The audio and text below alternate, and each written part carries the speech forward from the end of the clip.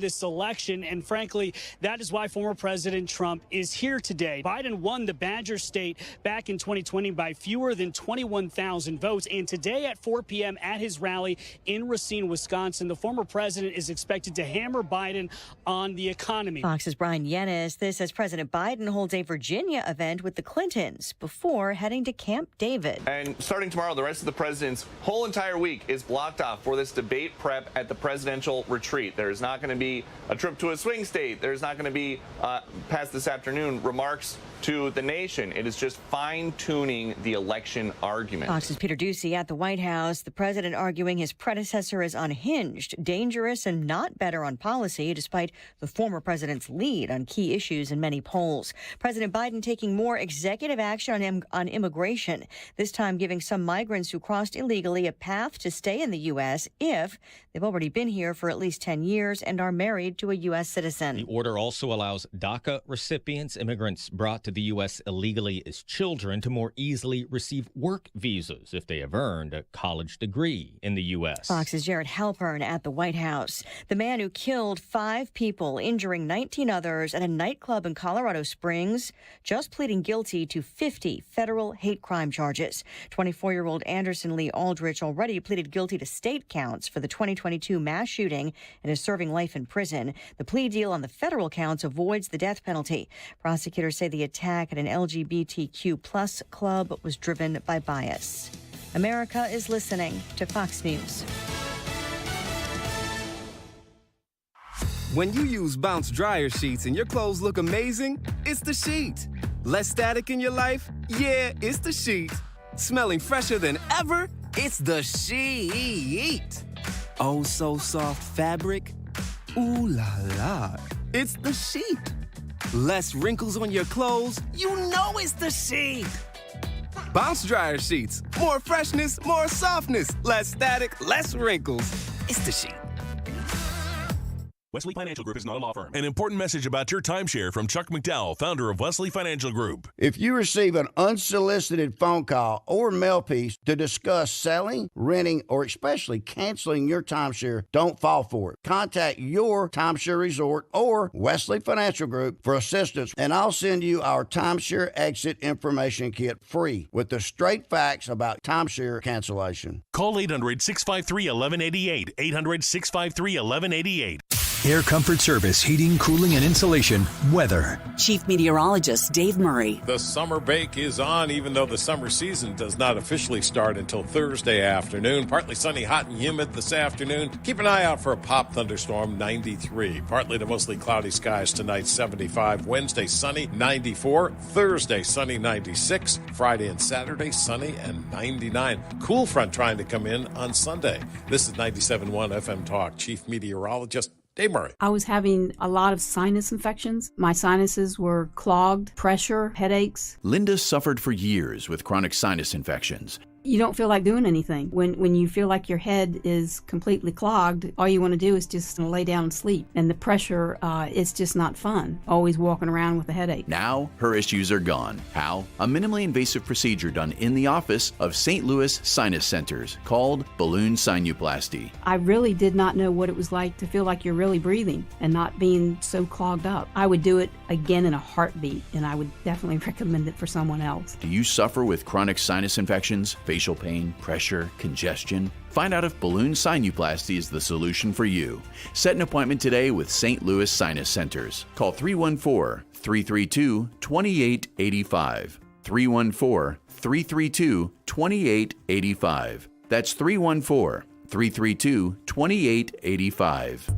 Just imagine being walked all over for 36 years. Who would do that? The great customers of Reinhold Flooring, that's who. For over 3.5 decades, Reinhold Flooring has been the mecca for carpet, hardwood, vinyl, laminate, and area rugs. Reinhold Flooring is customer-driven with a focus on top-quality products and installations from the best team in the business. So come on in and walk all over your next flooring at Reinhold Flooring. Visit them at 5429 Telegraph Road in St. Louis or online at reinholdflooring.com. Hi, I'm Bob Kershaw with Retirement Advisory Group. Are you worried about market volatility in this election year? Are you concerned your money won't last you through retirement? Hi, I'm Tammy Kershaw, and as a family-owned business, we are committed to protecting your retirement, whether you're nearing retirement or already retired. We have a lot of folks that aren't aware of all the new investment choices that are available, which give you growth and protection from losses at the same time. Are you aware of all the fees that you are currently paying? We can show you how to avoid those fees. So come in now for your free retirement review and get a second opinion on your retirement plan.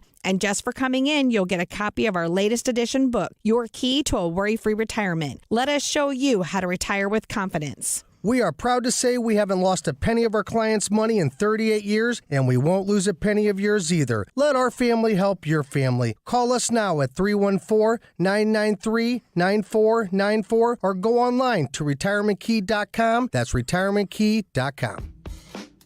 Don't let a cold, sinus infection, or allergies ruin your day. Breathe easier, sleep better, and feel healthier with Navage. Visit Navage.com, Walmart, Walgreens, CVS, or a store near you. That is exactly what I needed to hear. Thank God someone here knows what you're talking about. That's us. That's right. Gotta love this American ride. All right, you need to take the time and get the full picture.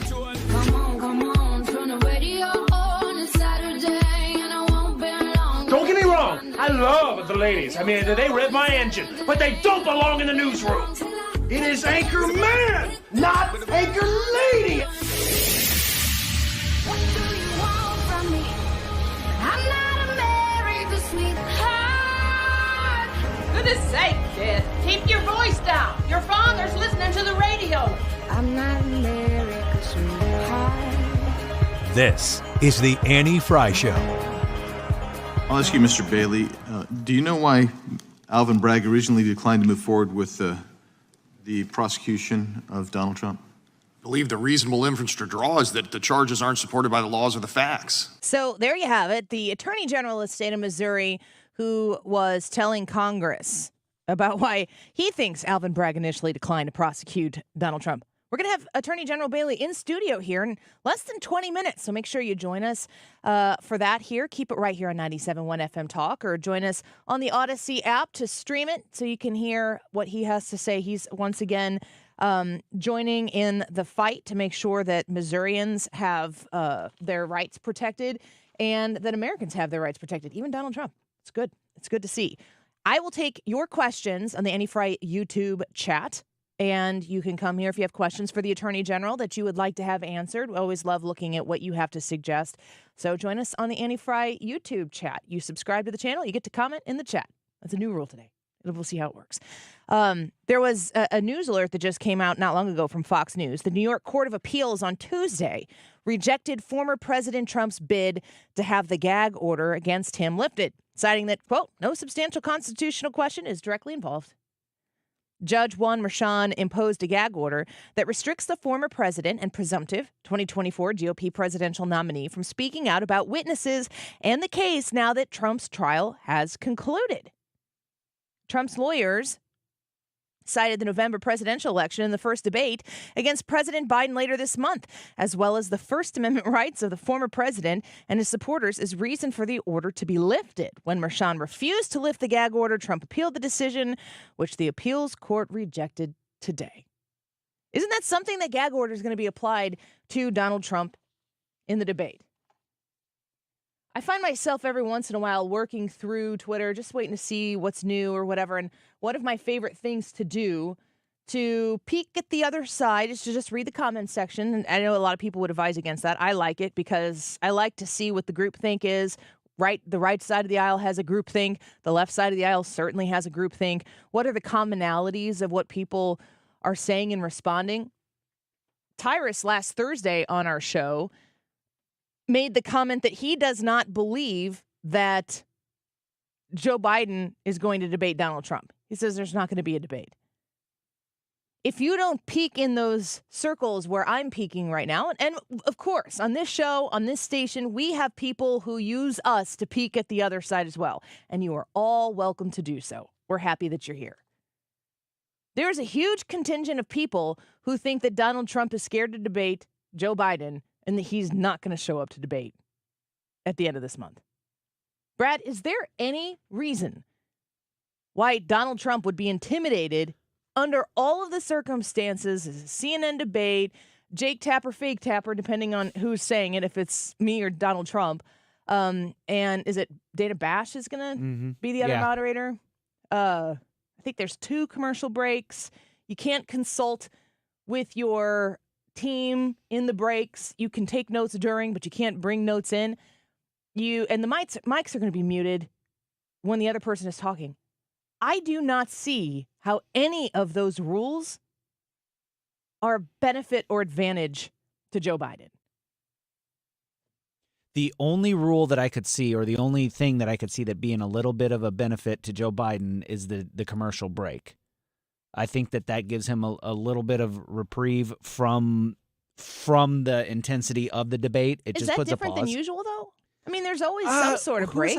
I was listening, and I forget where I was listening to this on the way in today, and they said that generally the presidential debates don't have breaks. But I remember I feel like they'd have at least one because they run campaign commercials in them. Right, and they definitely had breaks during the primary debates. So I think that maybe that piece of information was wrong that I heard this morning. But I looked at this and you asked me if I think that there's any reason to look at this and go, Donald Trump's scared to debate. Donald Trump said, I'll debate you anytime, anywhere. And then he said, whatever rules you want. And he let them make the rules. Why would he throw that? Why would he be so bold as to say that and then look like an idiot to be like, oh, no, I'm scared? Like, he's not scared to debate Joe Biden. No, and the other thing about that is if he didn't like the rules and all that other stuff, he had plenty of time when they were doing the rules to come up with I didn't like this rule. I didn't think this would be fair. They're still standing, correct? Right. I think Joe Biden said that he wanted it to be seated, or somebody said that for him, but I don't think any of it matters. He's not going to be the guy. Forget about it. Our YouTube poll for today: who wins in a 2024 rematch of 2016? And I am ashamed of myself that I haven't considered the possibility that we have not used Hillary Clinton's name, and there's really no reason why she shouldn't be. Why she shouldn't be used? Considered as one of the likely fill-ins.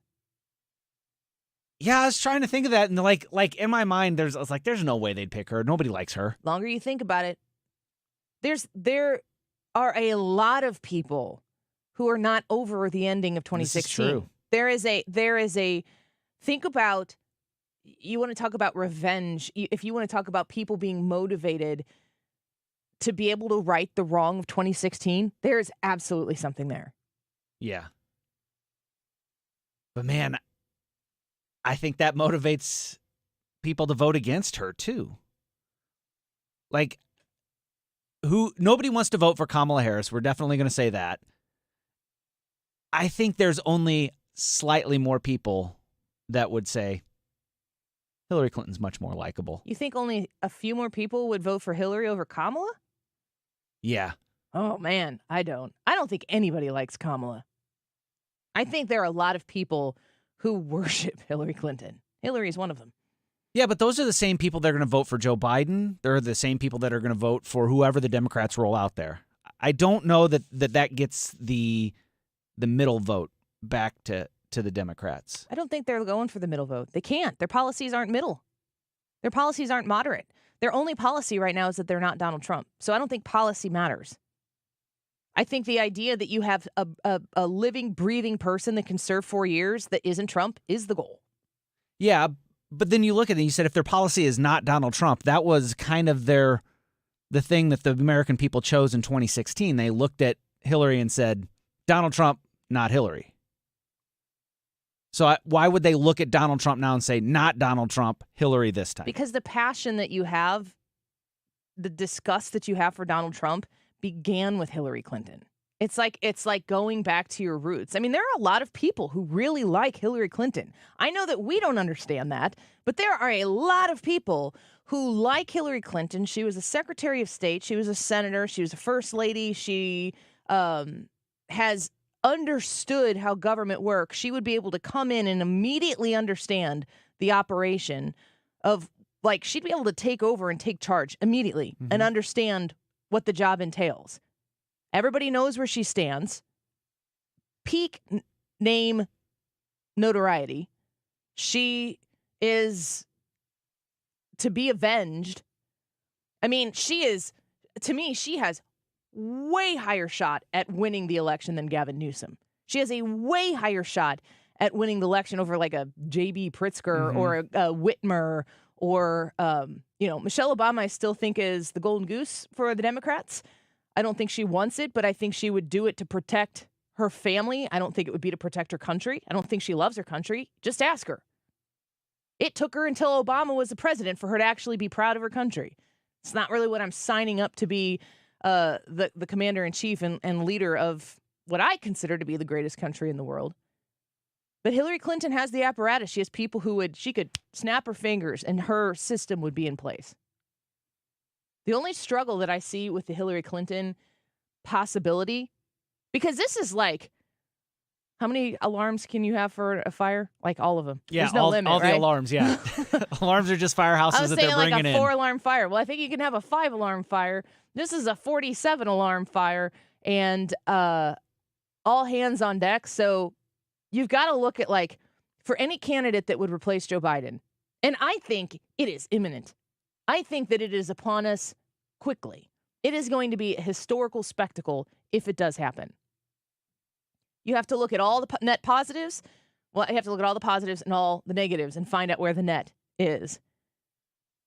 There is an immediate, if it's not Joe Biden, there are people who are going to reconsider voting Democrat. Probably just people who are going to reconsider showing up to vote for the president. I think there are people who cannot stomach a vote for Joe Biden because they think it's a joke. Not a joke. It's a joke. And then I think that there are people who detest Donald Trump but can't bring themselves to vote for Joe Biden that would bring themselves to vote for other people. And the question is, who would bring the most excitement that would give you the chance to turn around these numbers from Donald Trump? I've heard people say that the poll numbers on Donald Trump are inflated specifically so that if something is to dramatically change and the numbers even come down to earth a little bit, it will look like there's a momentum shift. And that's what they sell. That's where polls come from. That's the persuasion that comes behind the polls. But our poll today is who wins a 2024 rematch of 2016? Is it Donald Trump or Hillary Clinton? And I think that your immediate reaction to that question is going to be different than maybe your reaction at 1:30 or 2 o'clock today after you've thought about it. And become frightened like myself. Oh my gosh. She came out at the Tonys, which is kind of what everybody, like she showed up and she's like, hey guys. And I thought, what is she doing? Oh my gosh. That's kind of the reaction that I had. And I'm going to say this, and I don't care what y'all think, but she looked great. She was at the Tonys, and she had a style. She looked radiant. She was beautiful. And yes, I'm talking about Hillary Clinton. It's one of the biggest pet peeves that I have. Folks, listen to the words that I'm saying. I know that it's in vogue to like make fun of Hillary Clinton and her pantsuits and all of that stuff. There are so many things about Hillary Clinton to criticize that you don't have to just dip your toe in the most shallowest of waters to talk about how she looks and what she wears. Go look at her at the Tonys. She looked great. And I'm not saying she looked great for Hillary Clinton. She looked very nice. She looked beautiful. If she looked like a world leader, it's scary crap. I don't like it at all. Did everybody just unsubscribe from the channel? No, I'm watching. They're doing good, but there's a lot of the looky eyes. That doesn't mean that I like her. I'm not one of them. It's not like, oh, wow, she looks great. I think I'll vote for her. No, I think with my brain. I understand that she would be a disaster for the country. Way worse than Joe Biden because she would have her wits about her, I think. We have not been talking about Hillary Clinton. She has been waiting on deck, or maybe in the hole, waiting to the person on deck, like beat them in a very above board political match. Yeah, in a very non-literal sense. Yeah. We haven't been talking about it. It's like journalistic malfeasance on my part. I messed this up. What is she doing here? Everybody, what has she been doing the whole time? Just imagine, though. Here's the treat. If Donald Trump and Hillary are the candidates on the ballot in November, somebody is going to lose and somebody's not going to believe they lost. Guaranteed. Can you bet on that in Vegas? That the loser of the 2024 election challenges the election? I am placing that bet, if you can. That's a sure win. I don't like it. I'm not happy about this. I wasn't excited to see that she looked radiant at the Tonys, and then everybody stood up and slobbered all over themselves because Hillary Clinton had once again arrived. You know that she wants it. Oh, yeah. This is the problem. I don't think I said this out loud. I started to tee this up. Oh, yeah. I think I started going into that she looked very nice. And then everybody lost their minds, in my mind. The Obamas and the Clintons hate each other. That's my understanding. They do not play nice. If Obama is in charge right now, like many of us suspect, I mean, the strangest of bedfellows in the political world. Is Hillary Clinton the savior? He's like the hero they need, but he's the one they deserve. Is that what we've arrived at, where Hillary Clinton's going to come and save the day for the Obamas? Whew! Donald Trump needs to freaking win. No questions asked. Go make it happen. I need to know from you who wins in a 2024 rematch of 2016. That is the YouTube live chat poll question for today. You got to subscribe to comment. I'm not 100% sure you got to subscribe to vote, but go check it out and let me know. I need to know, is it Trump or is it Hillary? Because that question is upon us. It is in the realm of possibility. And again, my sincerest apologies for not talking about or thinking about this sooner. I'm really disappointed in myself. It's a disaster. Attorney General Andrew Bailey is going to be in studio with us next. And if you've got questions for the Attorney General, go on the YouTube chat and leave us your comments. Leave your questions in the comments, and I can work some of those in. He's testifying in front of Congress. He continues to, among many red state AGs, push back against the leftist ways of the Biden administration.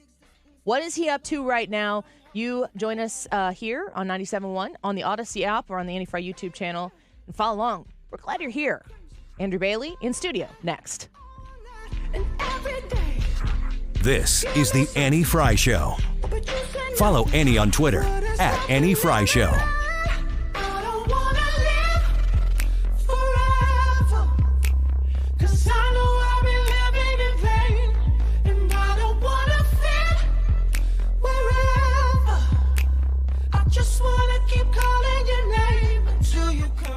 STS Armory, folks in Illinois, may I remind you that you do have Second Amendment rights, and I encourage you to exercise them, but with the right people. STS Armory, they help you top to bottom, brand new, never done anything that has to do with the Second Amendment before, to super experienced and looking for a very specific thing next. STS Armory in Pontoon Beach is going to walk you through that whole process, and you're going to be glad that you got experts on your side, on your team. Jesse and Katie at STS Armory, great owners of this store, very kind people, and incredibly helpful.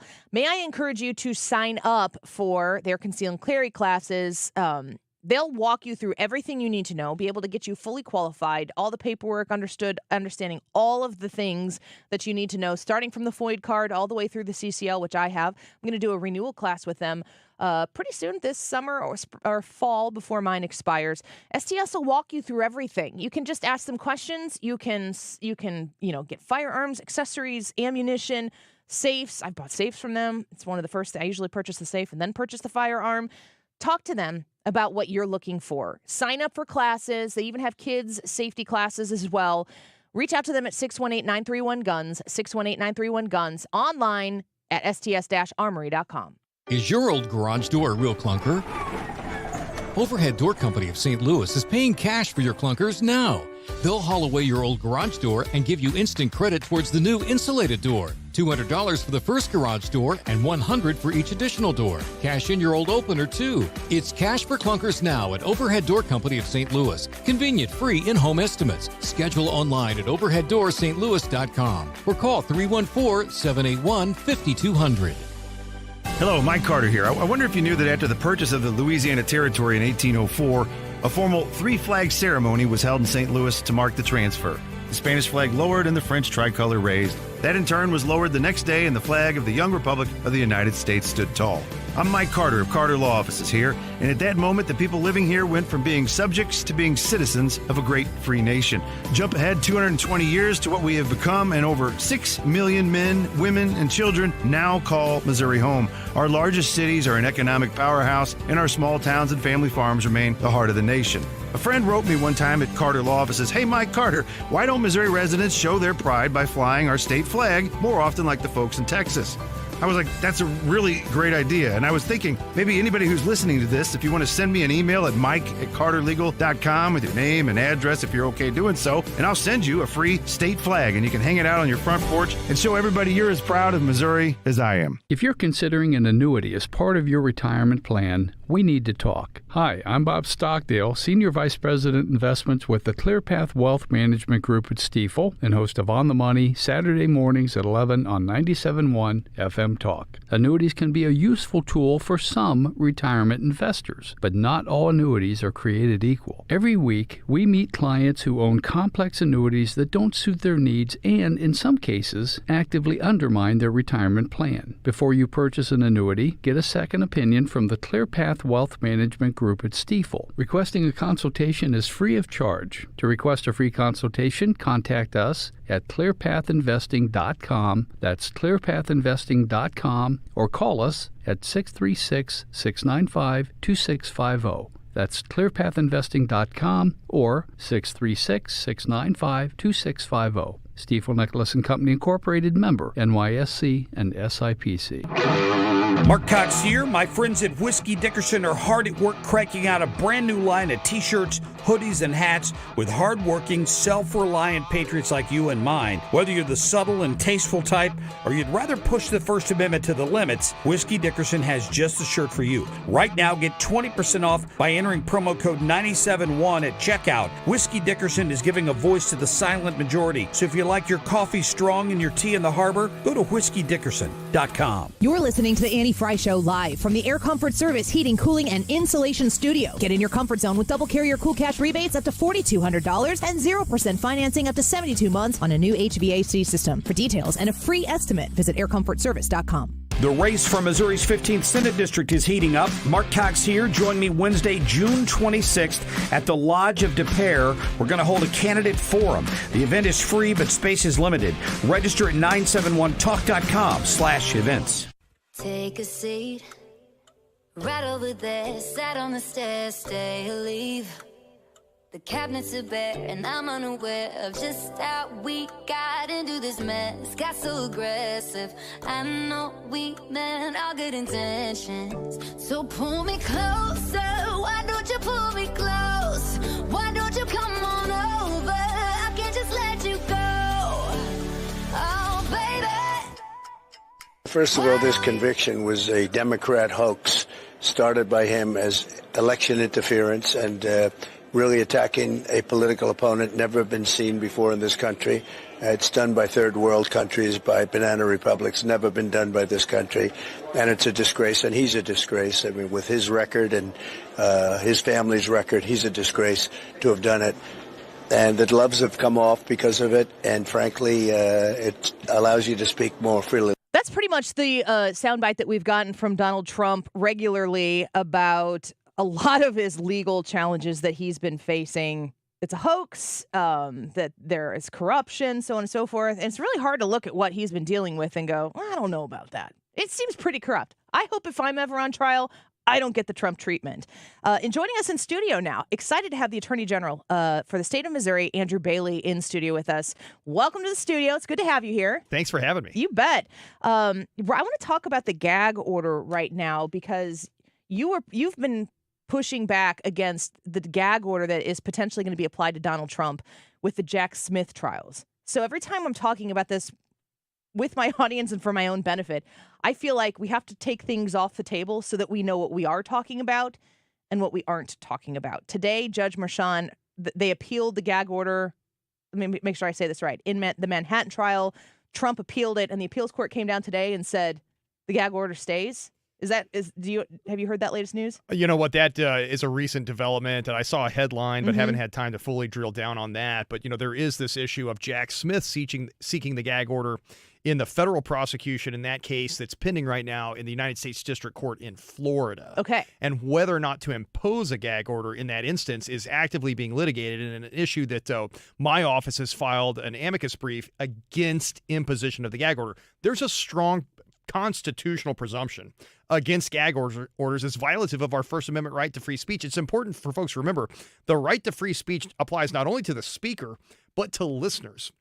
So you have this presumption against violating people's First Amendment rights. That presumption should be heightened when you're talking about a presidential candidate in a campaign cycle. That impacts Missourians. Yeah. Because we don't get to hear from our chosen presidential candidate. That is unconstitutional. One of the elements in analyzing whether or not a gag order is appropriate is, does it prejudice the defendant's right to a fair trial?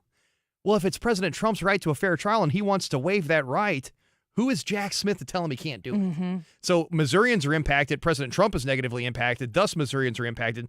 This is a farce from the word go. And the fact that they would even be considering gag orders in these cases points to the illicit witch hunt nature of these prosecutions. So I think that's a really important point, because it's like one of those things that I kind of understand, but when you put it out there in plain words, I go, yeah, that's right. My ability to understand the perspectives of the people involved as a voter, as a constituent, that is as important as Donald Trump's ability to speak out on it.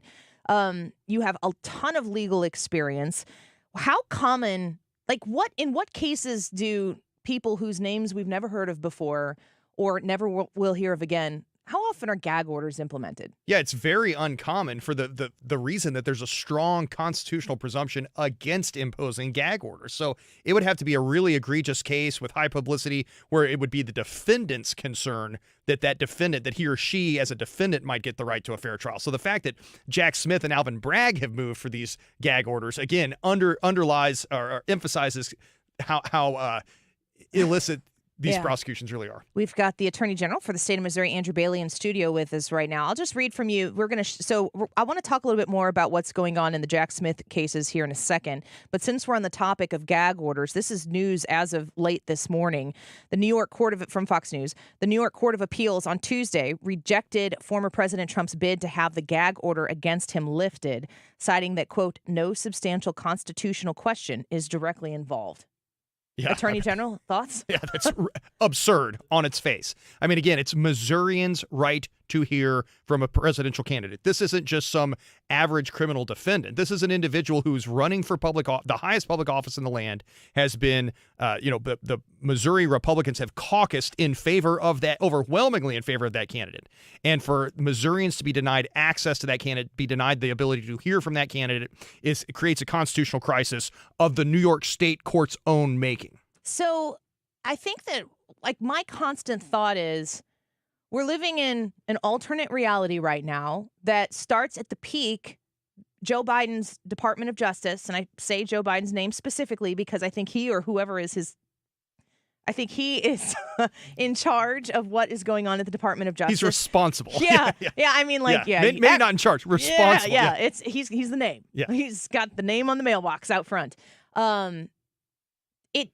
It seems as though if Donald Trump wins in November and is sworn in January, that we could move from a 2024 reality into a 2025 reality, and all of this stuff would just look very different in the justice system, which seems frightening in and of itself, that the person at the top could affect that much about how justice is employed for Americans. Is it true that if Donald Trump becomes the president, that these things could kind of turn over on their heads? They absolutely could. But I think, to your point, and I think you do a really good job of emphasizing this point, it's that the lawfare, you can't look at it in isolation.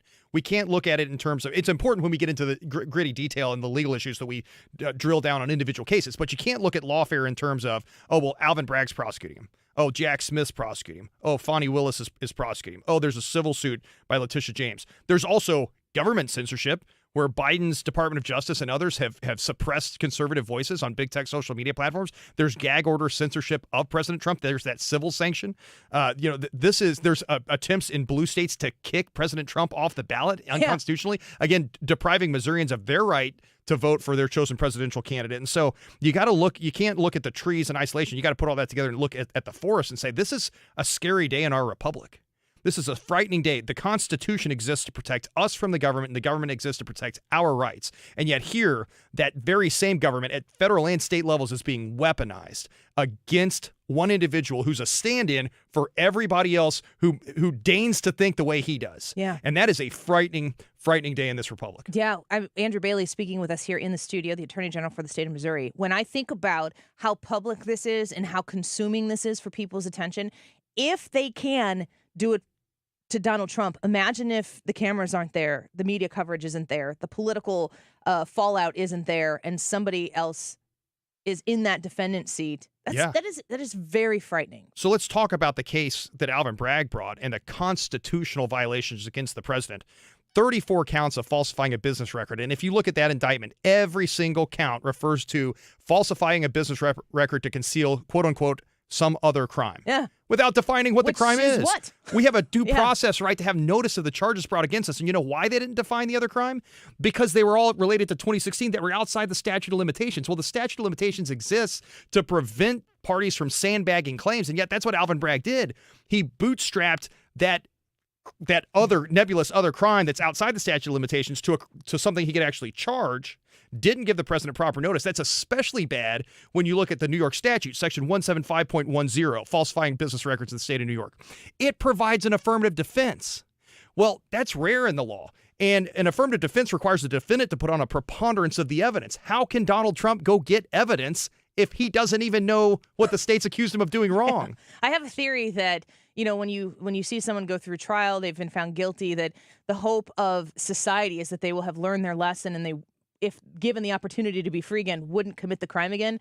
I have a theory that Donald Trump wouldn't know how to commit the crime again. He wouldn't know what to do to commit the crime again. Exactly. Doesn't know what the crime is. The business records themselves enumerated payments to entities who were in fact paid. That's an authentic business record. Yeah. It's that bootstrapping onto this nebulous other crime. It's like we've got a chain link of invisible links, and you got to put all those together to get to the predicate offense. Totally violates due process. This is a constitutional, a violation of his constitutional rights. And if they can do it to him, they can absolutely do it to any one of us. Yeah, that's the scariest part of it for me. You filed a brief to combat the unconstitutional gag order for President Trump in the Florida case? Yes, in both the Alvin Bragg New York prosecution and Florida. So it includes both of them. Vicky asked on our YouTube channel, they're watching here right now, can you ask Attorney General Bailey what happens if Biden brings up the trial at the debate? Yeah, I mean, look, it would be I'm sure he will. He's out stumping. I mean, he had a rally in front of the Manhattan courthouse where he had Robert De Niro there as a surrogate. I mean, this is a disgusting weaponization of government for political gain. And make no mistake about it, everything President Biden is doing is, again, a weaponization of the government against a primary political opponent. Look at the censorship on big tech where he's silencing conservative voices. We've got to continue to push that lawsuit forward, Missouri v. Biden, to protect our right to free speech on big tech as we move into an election cycle. These gag orders that deprive us of access to our presidential candidate, we've got to hold wrongdoers accountable. That includes President Biden. Look at the student loan case. He is unlawfully trying to buy off votes in a key demographic where he's losing ground. Yes. And so, I don't think President Biden's going to be awake enough at that debate to be sharp enough to bring that up. It would be shameful if he did. And, at the end of the day, I think... That won't stop him. Yeah, well, yeah. I mean, it depends on, stop him. Yeah, if they get him primed for the debate round. But look, he should be ashamed of himself. He is fighting to pervert the law to turn the United States of America into a third world banana republic. This is a man who supposedly has dedicated his life to public service. It is shameful that we've reached the nadir of depravity under President Biden's watch, and it's his responsibility. Attorney General Andrew Bailey in studio with us here on the Annie Frey Show. Let me ask you this question. Do you think that Joe Biden is capable of, has the mental capacity to do the job of the president of the United States?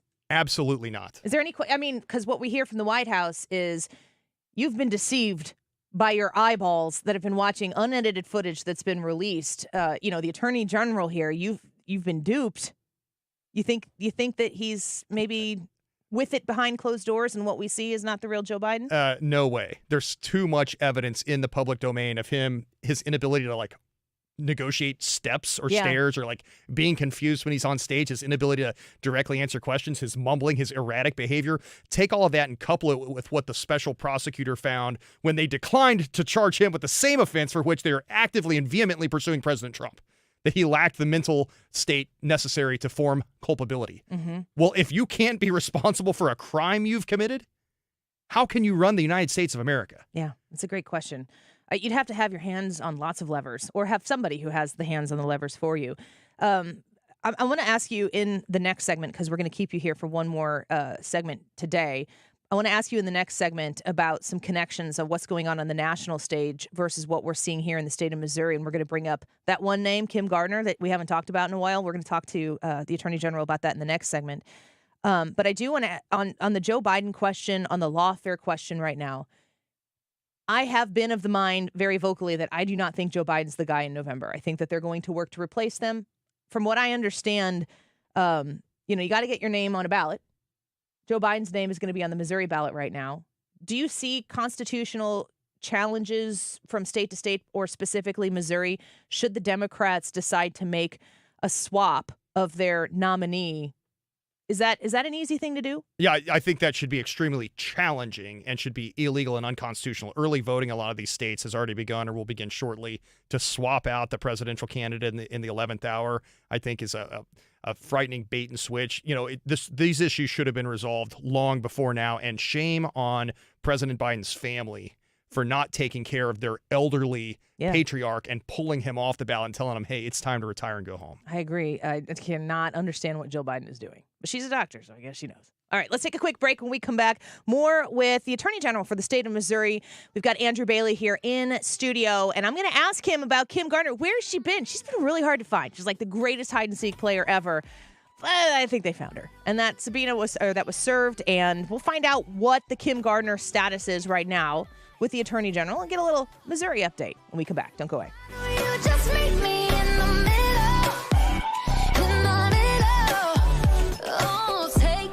This is The Annie Fry Show. The Annie Fry Show is streaming online. Watch us live on YouTube and subscribe. How did we get into this mess? Got so aggressive. I know we meant all good intentions. So pull me closer. Point Pest Control. You find them online at pointpestcontrol.com. It's point with an E, so don't forget the E on the end of that. Pointpestcontrol.com. They are your saviors when it comes to getting those pests out of your house. If you found spiders, ants tending to find their way into your home, mice even, crickets. If you've got an issue in your house and you need to get it rectified, and you need to get it rectified the first time, Point Pest Control is there to do the job. They have serviced my house when I had a spider problem, and they immediately took care of it. And now I am a premium service plan member, and they come out quarterly, and we haven't had any bug issues since then, like 0 bugs. It's fantastic because I hate bugs. 636-798-0023. And when you call Point Pest Control, if you mention the Annie Fry Show, you're going to get an additional 10% savings on the top of any type of specials that they have going on right now. So don't forget to drop the Annie name for an extra 10% savings. 636-798-0023. 636-798-0023. You can find them online at pointpestcontrol.com. Are you the decision maker in your company? Consider this. For the first time in decades, there's a better option for a corporate card and spend management platform. Meet Ramp, the only corporate card and spend management system designed to help you spend less money so you can make more. Most corporate credit cards offer points as incentives, but those points amount to less than their worth in real cash value. Ramp's business cards offer you cash back, real money in your pocket. Plus, you control who spends what with each vendor. And Ramp's software collects and verifies receipts automatically, which means you'll stop wasteful spending and close your books in hours instead of days. Businesses that use Ramp add up to 5% to their bottom line the first year. If you're a decision maker, adding Ramp could be one of the best decisions you've ever made. And now get $250 when you join Ramp for free. Just go to ramp.com/free. Ramp.com/free. RAMP.com/free. Cards issued by Sutton Bank and Celtic Bank, members FDIC. Terms and conditions apply. Experience the beauty of custom-crafted windows that enhance your home's aesthetics and energy efficiency. Look no further than Infinity from Marvin, proudly brought to you by Lakeside Renovation and Design. Why choose Infinity? These windows are not just strong, they're 8 times stronger than vinyl, providing unmatched security for your home. Plus, with Lakeside's expert installation, you're guaranteed precision and perfection. Visit our showroom or call Lakeside Renovation and Design today. Elevate your home with Infinity from Marvin, where strength meets style. Hello, it's Mike Carter here. I don't know if you've ever heard of McNair Grade School over in the Hazelwood School District, but Alexander McNair was Missouri's first governor, and he's said to have been the only state official wearing a fashionable cloth coat when Missouri secured its statehood. The year was 1821, and most legislators were dressed in homespun clothes, fringed hunting shirts, and buckskin. Carter law offices are just a few blocks from the first state capitol down on Main Street in St. Charles, and like our state, we've grown over the years. But one thing we've never forgotten is our connection to the people of St. Charles County and our great state of Missouri. I'm Mike Carter, the founder of Carter Law Offices, and I also serve as general counsel to one of the largest employers in St. Charles County, and I'm a past director of the St. Louis Board of Realtors. I also serve as municipal judge for the fastest growing city in St. Charles County, and I have a news talk program on Fox and ABC called Justice and Journalism with me, Judge Mike Carter, where I interview today's state officials and newsmakers. Not many these days are dressed in buckskin, but they do answer to you the same way those elected officials did over 200 years ago. Check them out at MikeCarter.com. Zero Res has the best deal of the summer for you right now. 3 rooms clean starting at $129 and take $50 off your air duct cleaning package.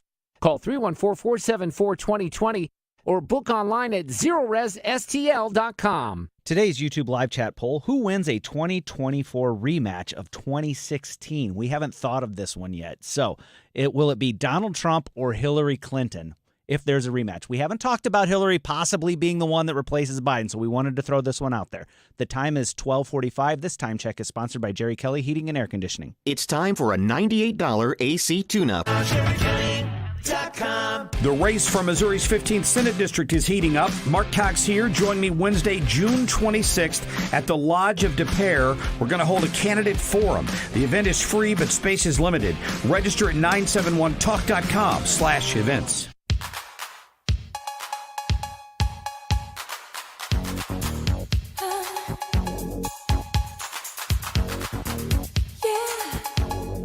You're listening to The Annie Fry Show. Interact with Annie on Facebook. The Annie Fry Show. Welcome back to the Annie Fry Show. Excited to have the Attorney General for the state of Missouri, Andrew Bailey, in studio with us. We just spent a whole segment talking about lawfare, Donald Trump, Joe Biden, gag order. So if you missed that, rewind on the Odyssey app, get the podcast, find us on Facebook, or I should say YouTube, and check it out. We'll post it later as well. Thank you for being in here. It's good to have you in studio. We've had many conversations. I don't know if we've ever done this in studio before. Yeah, excited to be here in person. Appreciate you hosting us. So I wanted to bring up a name, Kim Gardner. What has she been up to? In hiding, and rightfully so. You know, this is a woman who unlawfully refused to do her job. She had a 96% non-prosecution rate of reported crimes. And at some point, people stopped calling the police because she won't do anything about it. She did more to destroy this city, to undermine victims' rights. Victims have rights, too, under the Missouri Constitution and state statute. 542 businesses left downtown St. Louis because of crime. Yeah. So this woman had an incredibly disastrous impact on St. Louis City and on the whole region, entire state. And so, you know, filing the lawsuit that we filed to remove her and pushing that lawsuit forward until she vacated office was absolutely the right answer. We would have won that lawsuit. She left office because of that lawsuit. The auditor has been trying to find her so that she can do a closeout audit and explain how she was using public funds, and she's been avoiding service of process to get her to sit for a deposition. Why would she avoid it? Well, I mean, in the criminal context, a defendant's flight is used as consciousness of guilt. I mean, I'm just thinking, I don't know the laws, but I'm thinking, what are you running from? Yeah, well, and that's right. And I think, you know, she's got enormous personal, professional liability on her licensure. Attorneys have her lawyer's license or her nurse's license? Well, that's a good way. I can only speak to the attorney's license. I don't know about the nursing license. I'm sure there might be problems You're there too. You're not a doctor too? Okay. Yeah, but you know that her bar license, she's already been disciplined once very publicly for some misbehavior. You know, you've got civil liability to the victims that she abused by not bringing their cases and not keeping them informed. You know, anytime a prosecutor exceeds or violates their scope of their statutory authority, that prosecutor has potentially waived sovereign immunity. Mm-hmm. So there may be evidence of that as well. Use of public funds, you know, going to nursing class during the day. She's still in big trouble. Exactly. Yeah, this isn't over. And so, yeah, if you're Kim Gardner, you absolutely don't want to have to sit for testimony under oath. That's why she left office, because the same day that she resigned, the judge was going to order her to sit for deposition in my case. So that's what she's been avoiding all along. She sees you in her nightmares. We see her in our nightmares. How much of the state of St. Louis right now? I think I noticed, I read a story about the St. Louis Police Department has put in a hub. It's like right real close to where we are downtown right now. Because I've always said, like, we need to flood the city with the presence of police. They need to be seen. They need to be interacting kindly with people on a daily basis and being able to understand that if they make an arrest for a crime that is committed, that the system is going to take it from there and get the bad guys off the street. How responsible is Soros-funded Kim Gardner for the current state of St. Louis? Yeah, I mean, she bears enormous responsibility. The weight of that responsibility is on her shoulders, and it's because police officers felt like she was going to prosecute them for doing their jobs. They didn't have the support of the legal structure of the city of St. Louis with her at the helm. So it's not only being seen and being present, but being supported by the city. That's really critical. And pay is one thing. They need pay, they need benefits, they need the police officers' Bill of Rights to protect them, but they need to know that the cases that they're investigating are going to be prosecuted and that they're going to be treated fairly when they bring those cases to the circuit attorney's office. And that's one thing Kim Gardner was absolutely not doing, that we restored once she was out of office and then turned over to the current circuit attorney who's continuing that. We've got the Attorney General for the state of Missouri here in studio with us, Andrew Bailey. It really looks like on the national scale, on the federal scale, that the Justice Department is being used for political purposes. And in St. Louis, it seems as though there have been political interests to create a status quo in a city that has destroyed the city. I mean, it's not beyond saving, but it's going to take a lot of work and a lot of people who care more about bringing the city back than maybe the risk of the investment they might have to make to do it. I think that's absolutely right. Again, Kim Gardner dug the city into, and really the entire region and the state into such a hole. It's going to take time to dig out. I think some of the right things are happening now to make that happen. You know, again, supporting our law enforcement officers and ensuring that their cases are prosecuted and that we're holding wrongdoers accountable. You know, there's a lot of parallels between what you see from Alvin Bragg in the state of New York and what we saw with Kim Gardner, with the differences in that tale of two cities, that we had systems in place that worked and took care of the problem here in St. Louis. So, for instance, when Kim Gardner, a Soros-backed prosecutor, just like Alvin Bragg's a Soros-backed prosecutor, when Kim Gardner was prosecuting certain cases like the McCloskeys, the court said, whoa, hold on. You are personally interested in this. Yeah. You have campaigned on this. You cannot be the prosecutor on this case, and disqualified her and gave the case to somebody else. That is the judiciary, a system in place to protect individual rights, protect the integrity of the system, and it worked. In Missouri, once we crossed that threshold where she was at that 96% non-prosecution rate and was letting violent crime run rampant in the streets, had turned over control of the streets to gangs and criminals, I filed the lawsuit to get rid of her, the writ of quo warranto. That's a system in place at the state level that worked. New York, those systems failed. New York has two different processes to censure rogue prosecutors. Neither have been used. The judiciary allowed Alvin Bragg to be politically motivated. He's been involved in civil litigation against President Trump. He's worked with Biden's crooked Department of Justice in recruiting the third-ranking official from Biden's DOJ, who's also a DNC consultant, to come help him and lead the trial court level prosecution. You can't tell me that's not political motivation. On its face, that's an impropriety that's incurable. He should have been disqualified from the case. The systems in New York failed. In Missouri, we used the systems to fix the problem. At the root of all of this is the Vera Institute. That's a Soros-funded organization committed to the dismantling of the criminal justice system. Biden's Department of Justice administers grants on behalf of the Vera Institute. You know who the recipient of both of those both offices were recipients of those grants? The Manhattan District Attorney's Office, Kim Gardner Circuit Attorney's Office. There's deep connections here, that a common thread that runs through all of this, and it again establishes how illicit this witch hunt prosecution What is the was. answer, though, to push back against these? Like, it's a very low investment for George Soros, who has political funny money to spend, with a big reward. Like, he can invest in these local DAs at a low cost relatively to like picking the president or whatever. And he's done it so successfully across the country. What can the Republicans do to fight back? I mean, we need the monopoly guy on our side. Yeah, well, that's true. I think being aware when dark money groups are trying to buy political offices, that's not to help the people in those jurisdictions. Dark money groups buying political offices is always going to be a bad thing, and the people should be on the lookout for that. I think the other piece is, again, having the systems in place and having leaders who are willing to use the systems in place to eliminate the problem. And in Missouri, that's worked. It's clearly not worked elsewhere. We've got like 3. Can we go a little bit longer here? We got just a few minutes left here, but the Surgeon General warning about social media usage for kids. This is completely off the topic of other things, but I know your dad. You got your family guy, and I talk an awful lot about being the mean mom, along with my husband, who is affectionately the mean dad, on massively limiting phone exposure. So no social media for my kids, 14-year-old boy and down. I'm not I'm not as a parent going to go, well, the Surgeon General says, and my kids are going to go, okay, Mom. That's not going to happen. Right, yeah. But I do think that we don't know what we don't know right now, and everything that we are learning seems very bad for kids. And I'm curious, in your opinion, as a conservative Republican Attorney General, where is the right regulation on this? Yeah, I think that's a great question, and it's something that my office has been engaged in. Both, I want Missouri to be the safest state in the nation for children. Getting to be a dad's the best thing that ever happened to me.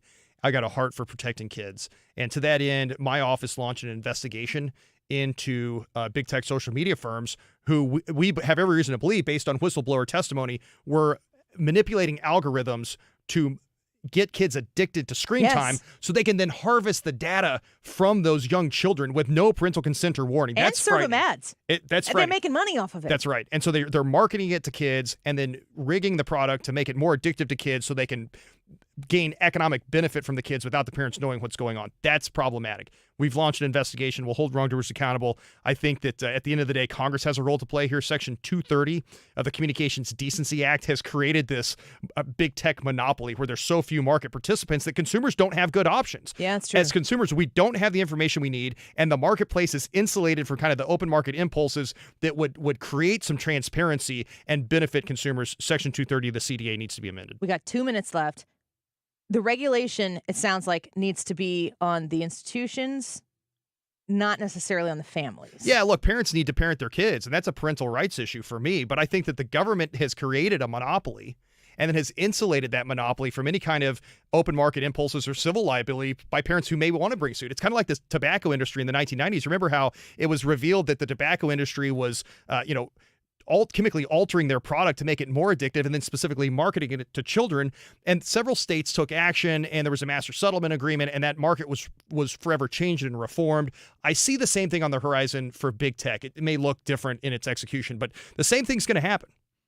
Well, I would like more data to back up what I'm saying to my kids, as if showing them a chart would make them understand. That's right. No. I feel better though, right? I mean, Look, yeah. Here's the deal, folks. Parents, what you got to do is when you take away the fun things the other kids are doing, then you have to participate in living life with your kids in fun ways that other families don't spend time doing. Because I don't think no kid really wants to spend all day staring at a phone. It is an addiction. I think they'd rather hang out with their mom and dad, or at least my kids. They're still young enough that they appreciate that time. I don't know if they want to hang out with mom and dad. You got to take them to a cool place where mom and dad also is, and then you are all together. Maybe bring some friends along. Attorney General Andrew Bailey, thank you for coming in today. It's been great having you. Thanks, Annie. Appreciate you. We appreciate you as well. On X at AG Andrew Bailey, go follow him there, and you can keep up to date with all of the legal action that he's continuously taking on behalf of the Missourians. And as an adopted Missourian myself, even in Illinois, it's nice to know that freedom is still being protected somewhere. We'll have all of this up on the podcast. Join us on the Annie Fry YouTube channel. We're going to be back with Jim Carafano at 1:25 in the next hour, and a possible Joe Biden executive order on immigration at 1. We'll be right back. Hello, Mike Carter here. I wonder if you knew that after the purchase of the Louisiana Territory in 1804, a formal three-flag ceremony was held in St. Louis to mark the transfer. The Spanish flag lowered and the French tricolor raised. That in turn was lowered the next day, and the flag of the young Republic of the United States stood tall. I'm Mike Carter of Carter Law Offices here, and at that moment, the people living here went from being subjects to being citizens of a great free nation.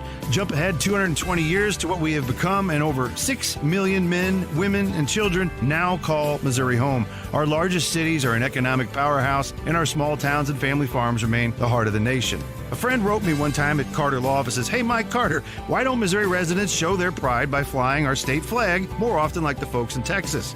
I was like, that's a really great idea. And I was thinking, maybe anybody who's listening to this, if you want to send me an email at mike@carterlegal.com with your name and address if you're okay doing so, and I'll send you a free state flag, and you can hang it out on your front porch and show everybody you're as proud of Missouri as I am. I want to learn how to cook, but I keep ordering takeout. I plan to rearrange my closet, but I stopped after picking the clothes up off the floor. Accomplishing goals is hard, but when your goal is to learn a new language, Babbel makes it easy.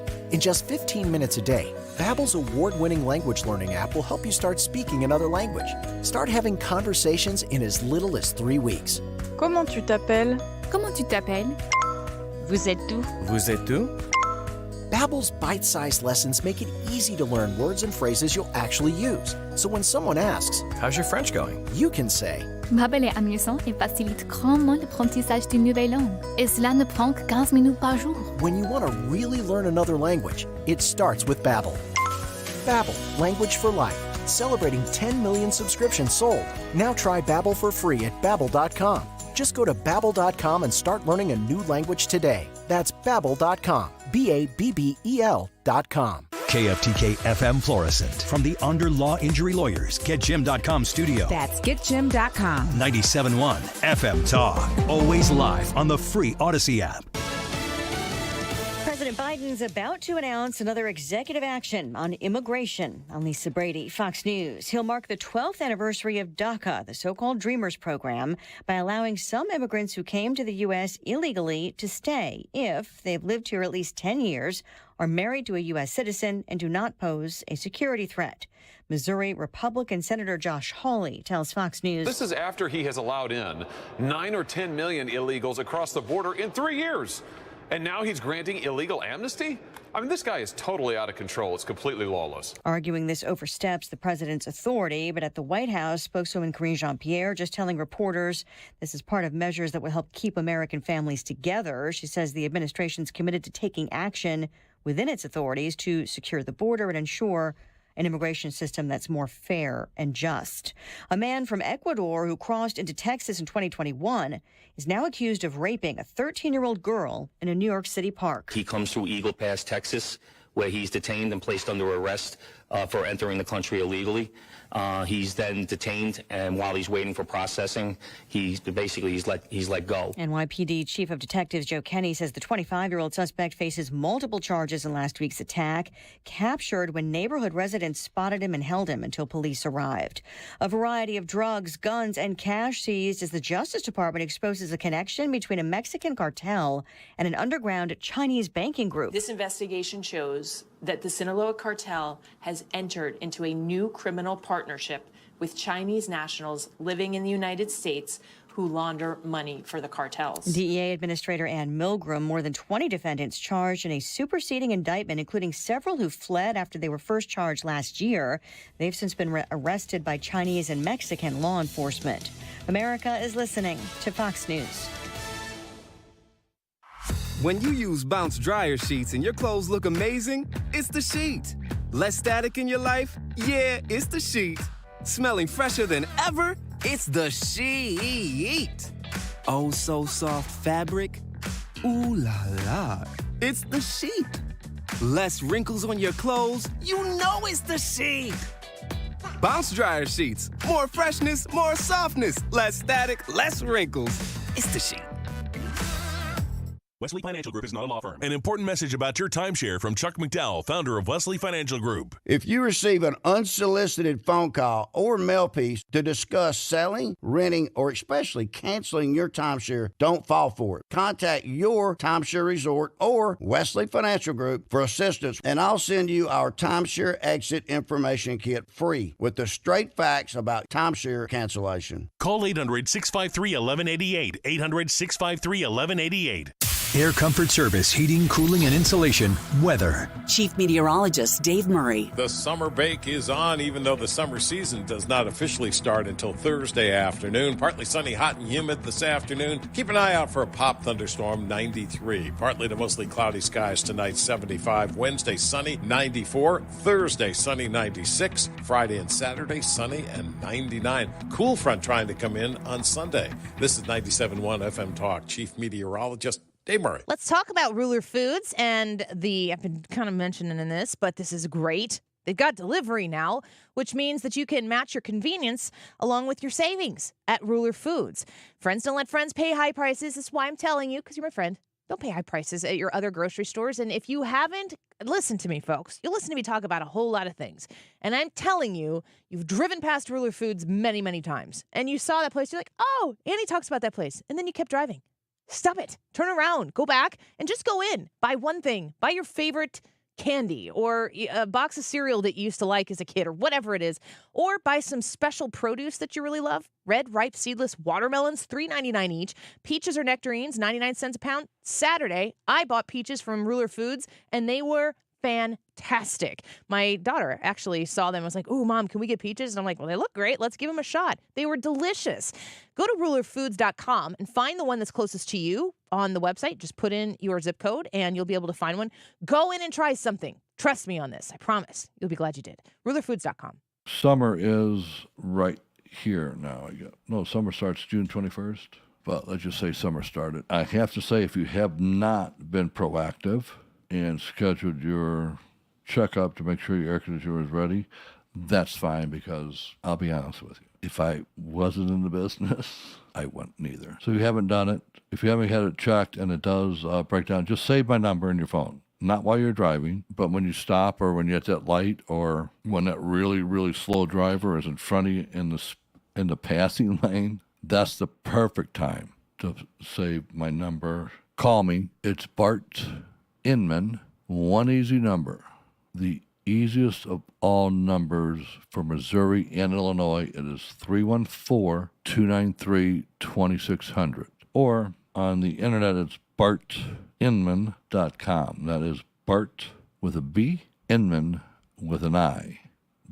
Tune in to the Home Improvement Show, sponsored by Mosby Building Arts, Saturdays 12 to 1 p.m. on 97.1 for expert advice on remodeling, design, and construction. This live Q&A show begins at noon, or find podcasts at mosbybuildingarts.com. Mark Cox here. My friends at Whiskey Dickerson are hard at work cranking out a brand new line of t-shirts, hoodies, and hats with hardworking, self-reliant patriots like you and mine. Whether you're the subtle and tasteful type or you'd rather push the First Amendment to the limits, Whiskey Dickerson has just the shirt for you. Right now, get 20% off by entering promo code 971 at checkout. Whiskey Dickerson is giving a voice to the silent majority. So if you like your coffee strong and your tea in the harbor, go to whiskeydickerson.com. Mark Cox here. If you're nearing retirement or already retired, call my friends Thomas Helbig and Bob Kershaw with the Retirement Advisory Group. They'll show you how to link to the market without the risk. They're the official financial advisors of my show. Go online to retirementkey.com. The National Memorial of Military Ascent is on a mission to create a first-class Veterans Memorial Complex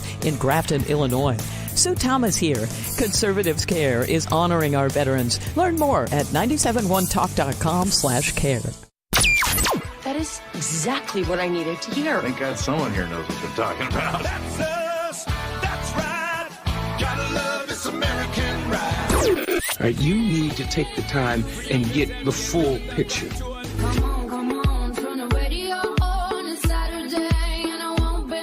Don't get me wrong. I love the ladies. I mean, they rev my engine, but they don't belong in the newsroom.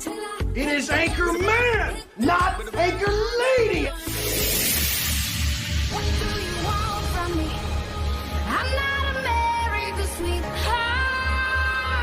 Goodness sake, kid. Keep your voice down. Your father's listening to the radio. I'm not America's sweetheart. This is the Annie Fry Show. Welcome back to the Annie Fry Show. Let's be careful about how I talk about this. I am so excited to see the debate. I don't feel like there's any way that Trump backs out of the debate. No. I don't feel like Joe Biden's going to show up to the debate. And I was floored last night going through Twitter, looking at people who are like, there's no way Donald Trump's going to show up to this debate. And I was like, what is wrong? Where are you from? Like, what are you consuming on a regular basis? It's wild to me because like that on a bigger scale, you see that with everything that Joe Biden's doing. Whatever it is that Joe Biden is doing, the what did you call him in the first segment? Oh, the comment section. They're accusing Donald Trump of doing the exact same thing. And we're supposed to just be like, well, I guess I've been confused, like the president of the United States is confused. I saw It was a still shot of Donald Trump holding Don Jr.'s hand as he was standing on the platform. Like, it was like a handshake. You could tell just they caught it in a handshake. And they're like, see, Donald Trump needs help walking along this ramp, and this person is walking along holding his hand. And I'm like, A, you just posted a still shot, because if this were a video, you would have posted the video. So you know this was, just an incidental thing. And then the other side of it is, too, these are the same people that are looking at that video of Joe Biden freezing on the platform, Joe Biden freezing at the Juneteenth celebration, saying these were deceptively edited. These are cheap fakes. It's so embarrassing. It's maddening. Guys, nobody believes you. Nobody believes you. And the people who are like parroting this the most want us to believe them. They're not buying it. Nobody's buying it. Listen to Karine Jean-Pierre when she's delivering these messages from the podium. She doesn't even buy what she's saying. You know how you can tell? Because she can't herself make coherent sentences out of the point that she's trying to make. It's like the more garbled it is, the less likely it's going to get played a whole bunch more. They're calling them, she called them cheap fakes. Cheap fakes. What the hell is that? It's something that she said that oh man, Annie, it's cut. You've got to hear this question the way it's asked. It's cut number 7. This reporter at the press briefing yesterday. There seems to be a sort of rash of videos that have been edited to make the president appear especially frail or mentally confused. I'm wondering if the White House is especially worried about the fact that this appears to be a pattern that we're seeing more often. Yeah, and I think you all have called this the cheap fakes video, and that's exactly what they are. They are cheap fakes video. They are done in bad faith, and some of your news organization have been very clear. Wait, she's not even using right words. They are cheap fake video. Videos. I mean, like, what she's saying here, the plurals and the verb, they don't even agree. She doesn't know what she's talking about. She doesn't. Stress that these the right-wing critics of the president have a credibility problem because of the fact checkers have repeatedly caught them pushing misinformation, disinformation. And so we see this, and this is something coming from your part of the world, calling them cheap fakes and misinformation. It's maddening. Like, sure, KJP does her thing, but the reporter tees it up for her. The reporter didn't press her on this. How do you know that these are deep fakes? How do you know that these are cheap fakes? The reporter should just be like, Karine Jean-Pierre, insert statement here. Yes. You have the podium. Just say what you want to say. Yeah, it's just maddening to me. And they're like they've lost control of the narrative is what has happened. They've lost control of the narrative, and they're desperately trying to get it back. Or they don't realize that they've lost control of the narrative. They don't realize that, thanks to X, people can go and watch the video of Joe Biden freezing. They can watch all the different angles of Joe Biden freezing, and they know that it's not a deep fake. They know that it's not anything. The one video that they posted that said, see, it's fake. If you go to the 28-second mark, you can see Joe Biden freeze, and then the camera zooms way out. Yeah, it's really funny. It's just like elevator music. Do, do, do, do, do. Nothing to see here. And then he's walking off the stage. Let's see. It's June 18th. I'm really asking myself if he makes it to July. We were talking about, when it comes to if Joe Biden is going to be replaced on the ballot, here's a very important question that needs to be answered. Let's just say, for the sake of this conversation, in the state of Missouri, if Joe Biden is replaced after ballots go out and early voters vote for Joe Biden and they replace him halfway through. How much can you early vote in Missouri? Can you early vote in Missouri? I don't know. You can absentee vote. Mm-hmm. Scrap that. In Illinois, it starts like 40 days before election day happens. That's election season. If in Illinois, Joe Biden is the nominee for the first 20 days, and then something happens and they have to switch his name out for Hillary Clinton, do the Joe Biden votes just automatically be handed over to Hillary Clinton? Are there people who would be willing to vote for Joe Biden that might not be willing to vote for Hillary Clinton? I'd imagine there's got to be at least one. Mm-hmm. Is that a transferable vote? It doesn't seem like it should be. Do you get to vote again? In Illinois, probably. There are going to be a lot of constitutional questions, and it will matter state by state. What a disaster. What a mess. I think that Either A, you want the mess, or B, he gets replaced before the first early vote is cast. Yeah, that would kind of be the deadline then, wouldn't it? That would be upon us. Yeah. I think that would be very close. And you might find in one state that, like, I'm making this up, I don't know the rules. In Illinois, it's possible that if you vote for the Democratic nominee, then the vote goes to the Democratic nominee, whoever it is at any given time. And in Missouri, I could see that not being the case. My understanding was that when Mel Carnahan was passed away in the process, that Mel Carnahan's votes were not transferable. I just think we are going, the total shocker here, the total shocker outcome here, to me, and this is the kind of life I lead, this is a little bit of a look inside the psyche of Annie Fry. The most shocking outcome here is that Donald Trump and Joe Biden are the nominees. They face off. There's no switcheroo.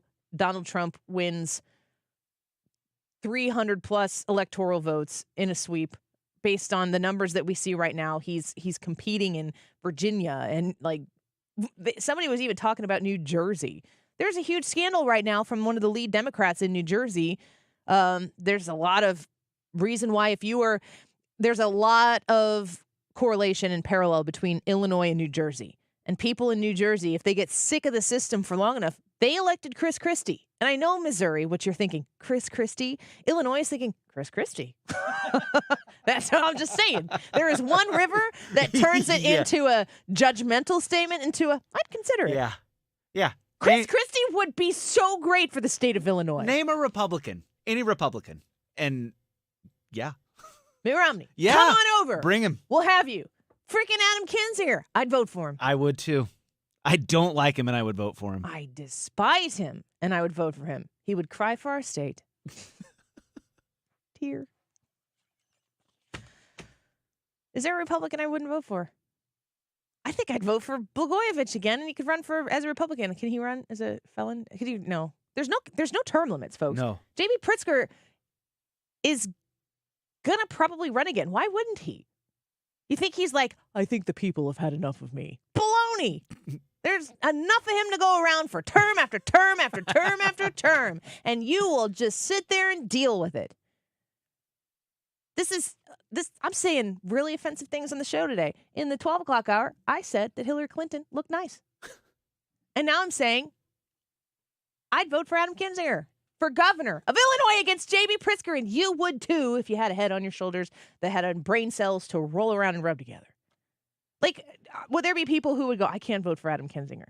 You'd be like, I will support J.B. Pritzker in spite of Adam Kinzinger? No, I wouldn't.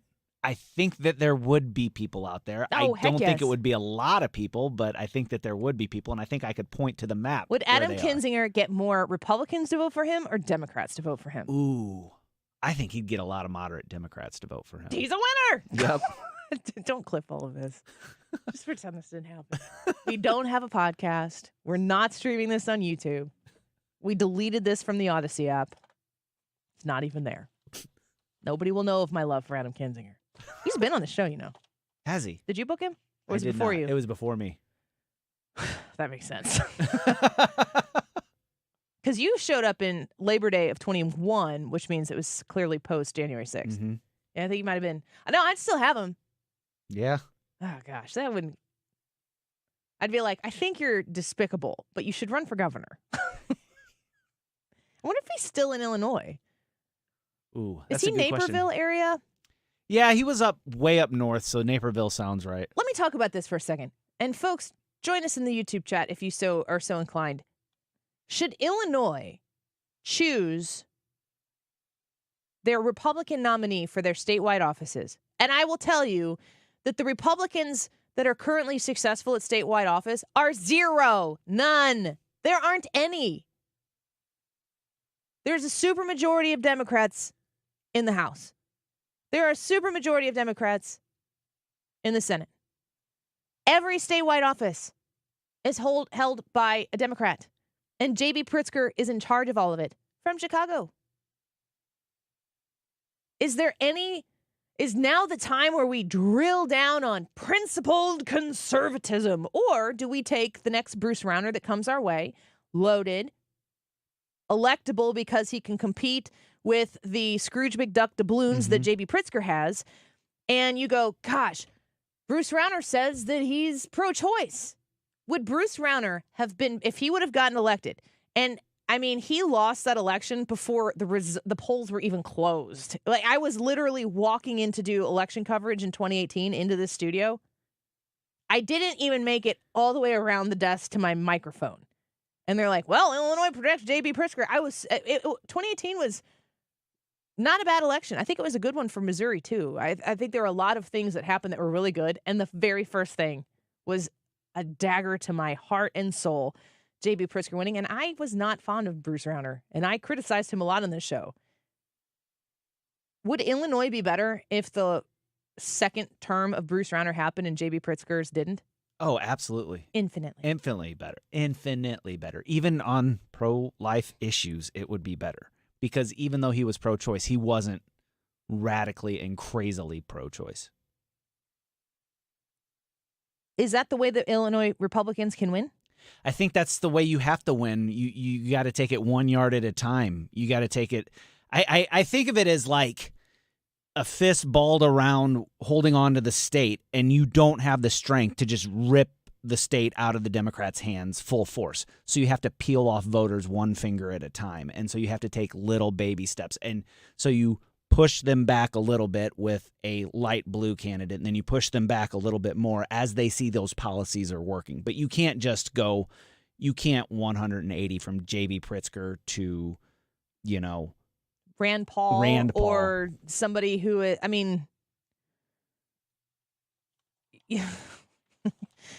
I don't know. Like, Ron DeSantis is charismatic. I think he has he has the charisma, or the Riz, as people of the younger generations will talk right now.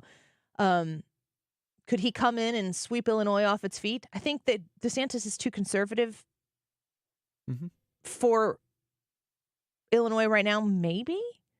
But it's all about delivering a message and being relatable and doing the work. And I just think that there are some social issues that conservatives are not going to win on at all in Illinois. And instead of being so attached to those social issues that you decide I am willing to lose all of it to the nth degree than to let go of how tightly I'm holding on to this. I cannot stress enough, folks, how the victory for your social conservative views does not require a politician to achieve.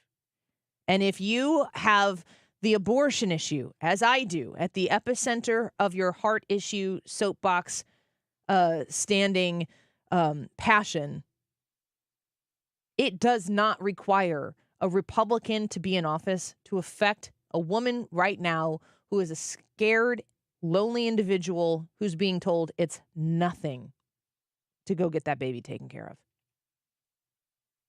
I really feel like in Illinois specifically, but on a broad scale nationally, that if Republicans started using their feet to help their social issues and their votes and their dollars to support the fiscal issues, it'd be hard to lose. Let's talk to Jim Carafano. Pushed him back a little bit today to accommodate a travel schedule. Hopefully his plane was on time, and he is available for us here in just a minute. I'm going to first ask him, there is chatter out there right now of having women register for the draft, the Selective Service. Is that upon us? I have one son, and I'm watching very closely as my 14-year-old is very close to being 14 and a half. He's going to kill me for saying that on the air. He's getting closer and closer to turning 18, and I'm watching the world combust all around us. And then I got 3 girls. Are you freaking kidding me? Jim Carafano will talk to us about that and other things when we return. Don't go away. This is the Annie Fry Show. Follow Annie on Twitter @AnnieFryShow.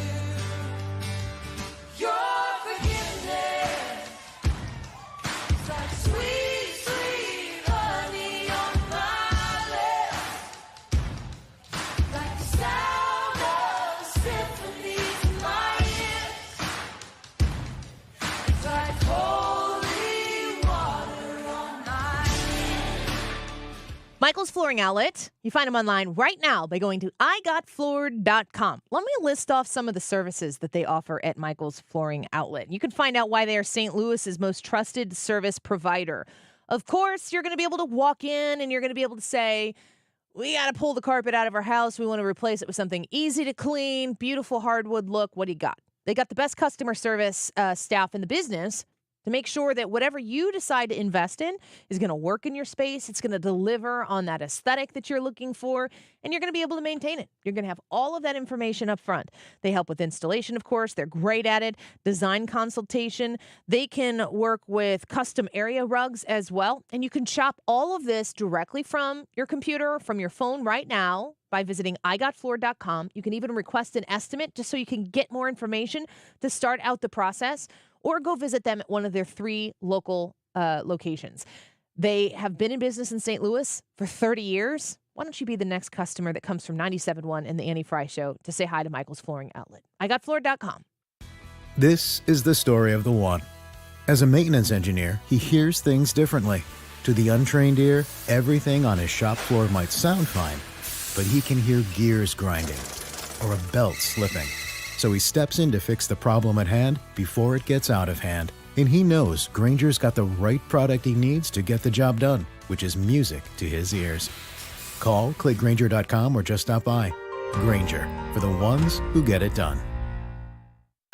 Pizza's here. Oh, great. I'd love some, but I'm worried about my stomach issues. If you're worried about having diarrhea, gas, bloating, stomach pain, or loose, oily stools, it may not just be stomach issues. It could be a condition called exocrine pancreatic insufficiency, or EPI. With EPI, the pancreas doesn't release enough enzymes to break down food, but EPI is manageable. Use the symptom checker on identifyepi.com and talk to your doctor. That's identifyepi.com. Sponsored by AbbVie. We've been here 30 years, 30 Christmases in this house, and we have the traditions that most families have. That's Terry talking about her experience with Rhino Shield ceramic coating. We did Rhino Shield 14 years ago, and the house still looks the same as the first day. Rhino Shield really worked with me to help me get just the right nice soft yellow, and it's 14 years later, and it's the same color. The main reason Terry called Rhino Shield is because it's backed by its 25-year transferable warranty. It just sounded wonderful that we could have the house coated with Rhino Shield and not have to worry about it again for 25 years. Take it from Terry. Give Rhino Shield a call now for a free evaluation. 877-25-RHINO.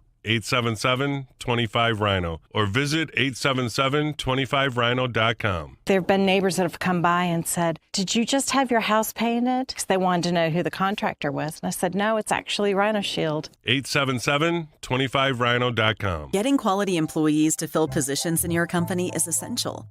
But finding those people can be a major hassle, unless you use ZipRecruiter. ZipRecruiter makes finding quality people a breeze. And right now you can try it for free at ZipRecruiter.com/radio. With ZipRecruiter, one click sends your job to hundreds of top job sites. But more than that, ZipRecruiter's advanced technology identifies the candidates with the skills you need, sends you a list of great matches to review, then actively invites them to apply for your job. And the results speak for themselves. 4 out of 5 employers who post on ZipRecruiter get a quality candidate within the first day. That's right, the first day.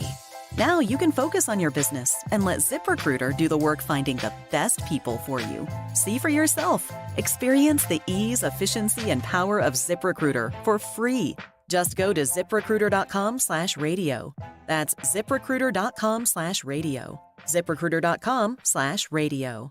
Hello, it's Mike Carter here. I don't know if you've ever heard of McNair Grade School over in the Hazelwood School District, but Alexander McNair was Missouri's first governor, and he's said to have been the only state official wearing a fashionable cloth coat when Missouri secured its statehood. The year was 1821, and most legislators were dressed in homespun clothes, fringed hunting shirts, and buckskin. Carter law offices are just a few blocks from the first state capitol down on Main Street in St. Charles, and like our state, we've grown over the years. But one thing we've never forgotten is our connection to the people of St. Charles County and our great state of Missouri. I'm Mike Carter, the founder of Carter Law Offices, and I also serve as general counsel to one of the largest employers in St. Charles County, and I'm a past director of the St. Louis Board of Realtors. I also serve as municipal judge for the fastest growing city in St. Charles County, and I have a news talk program on Fox and ABC called Justice and Journalism with me, Judge Mike Carter, where I interview today's state state officials and newsmakers. Not many these days are dressed in buckskin, but they do answer to you the same way those elected officials did over 200 years ago. Check them out at MikeCarter.com.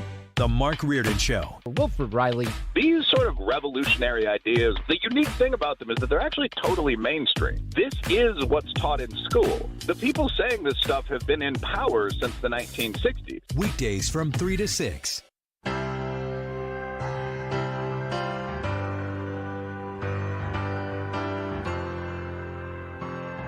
You're listening to The Annie Fry Show.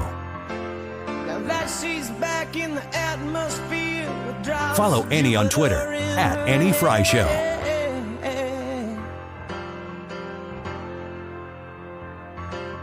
But this year, the exorbitant spending isn't the biggest concern, although it is a concern. The proposed version for fiscal year 2025 will also require women to register for the Selective Service, which means if there's a draft, yeah, your daughter could be called. Well, there's Laura Ingraham talking about something that is bubbling up, of course, in social media and into the news media. That gives me pause. Yeah, I do have a 14-year-old son, but I also have 3 daughters, and that's a whole new level of thing that I have to be worried about and concerned about, especially when the likes of the current commander-in-chief are in the Oval Office. We'll talk to our friend Jim Carafano about that now. Senior counselor to the president and E.W. Richardson Fellow for International Engagement at the Heritage Foundation. Jim, welcome back to the show. It's good to have you. You know, this is actually an issue that I spent a lot of time researching. And here's the bottom line. This has nothing to do with military readiness. It has nothing to do with creating opportunities for women in the military, which they have virtually unlimited opportunities now. This is all about politics, and it's all about identity stuff. And really, it's all about erasing the concept of women in the modern world. So just so people understand, my opinion is that the current selective service system is completely useless, and therefore adding women to it just makes it no more useless. 70% of American youth, including men and women, are ineligible to serve in the military. So if you had a draft, the only people you would be drafting is the pool of people who are already volunteering for the military service. We have virtually no capacity to do mass mobilization in the United States. So we could draft all these people, but what would you do with them? Because you don't have uniforms, weapons, or anything else. There's almost no scenario, well, there is no scenario, where the United States would need a mass draft like we did in World War II or something. So there's no rational reason for this. And here's the other thing is you can always reinstate conscription. That's perfectly constitutional. You don't even need the selective service system to do that. And remember, the selective service system was built, the current one really had its origins in World War II. We don't need that cumbersome, antiquated system to do conscription. So this is nothing to do with anything other than message signaling, and it's politics. So and people have to understand when they look at this bill and they're voting on politics, they're not voting on anything that has to do with either women or military readiness. I have some friends that I talk to who are they're people who signed up. I graduated in 2002, so that first semester of my senior year of high school, Jim, was 9/11. And, I often defend my generation, when it was very in vogue to crap on millennials. My generation was the one who said, no, you know what? We're going to fight for our country, regardless of whatever, that war turned into, whatever. But there are so many great people who I grew up with who answered the call to serve, and they volunteered. Right. They're still serving right now. And they talk about how DEI and politics has killed recruitment in the military. I bet you know something about that. That is such an important point. We don't have a problem with voluntary service in the United States to fill out the ranks of the military we have. We simply don't. We don't. There's plenty of people. Why we've run into problems in military recruiting is for the simple reason that people have made the military a joke like everything else. And nobody wants to serve in the military just to be in, Biden's political experiment. So they've created a recruiting crisis, and the way to solve it is to just go back to treating the military like the military. It's just that simple. What kind of policy, Joe Biden certainly would have the ability to do this as well, but maybe a new president, what kind of policies could be put in place that would supercharge interest in serving in our military? Well, I think there are two things. One is you could just eliminate all the crap that we've been doing the last 3 years. That would be absolutely It's a good start. Would solve 99% of the problem. The other is look, I mean, you can have a system of voluntary registration for service. In other words, let's say there is a call-off. I mean, it's not going to be on the scale of World War II, but there might be a time when you might want people to volunteer to serve in the military. So people could voluntarily put their name on the list. And you could offer certain benefits like, relief from student loans and other things. And they'd have to make certain commitments, like they're going to be physically fit and some of these other things. Something like that might be rational, and it could be open to men and women. But look, what Biden's doing, first of all, when you're just writing up everybody's student loans, why should I volunteer for anything? Yeah. So the problem here is very simple. The problem is our president and his policies, whether it's military recruitment or border immigration security, they create the crisis, and then their solution to the crisis is more radical policies that transform America, which then create more crises. What happens when we confront an actual crisis that isn't of our own manufacturing, like the southern border, maybe something on a more large global scale? I mean, are we screwed? Well, look, we've already seen that. Well, actually, we did create the crisis in the Red Sea, right? Because we empowered the Houthis and the Iranians. But we're literally struggling to keep one of the world's most critical straits, where freedom of the seas is essential for us and our allies. We are struggling to keep it open, and against literally a terrorist group in a desert in the Saudi Arabian Peninsula. It's just nuts. Jim Carafano is speaking with us right now, the senior counselor to the president and E.W. Richardson Fellow for International Engagement at the Heritage Foundation. Going back to the whole concept that's being out there, it is a very politically charged conversation about drafting women. What are the limitations for women, if we could even choose to define them, in the military right now? There's actually very, very, very few. There's almost no critical posts that are really closed to women. And the only real limitations really on women serving in the military is if they can physically do the job in most cases. Sure. So for example, you have women combat pilots. They perform fine. You have women on submarines. That's all been worked out. Aircraft carriers. So it's, again, you're not creating opportunities for women because they're virtually unlimited in the U.S. military right now. Are the standards that are in place, that fitness, the capabilities? You talked about eliminating a lot of the things that we've done in the last 3 years. Have things been implemented in the last 3 years that make it more accessible for women, or are we seeing women who are capable of doing the job and the standards are good and they just offer the opportunity for women to be able to meet them?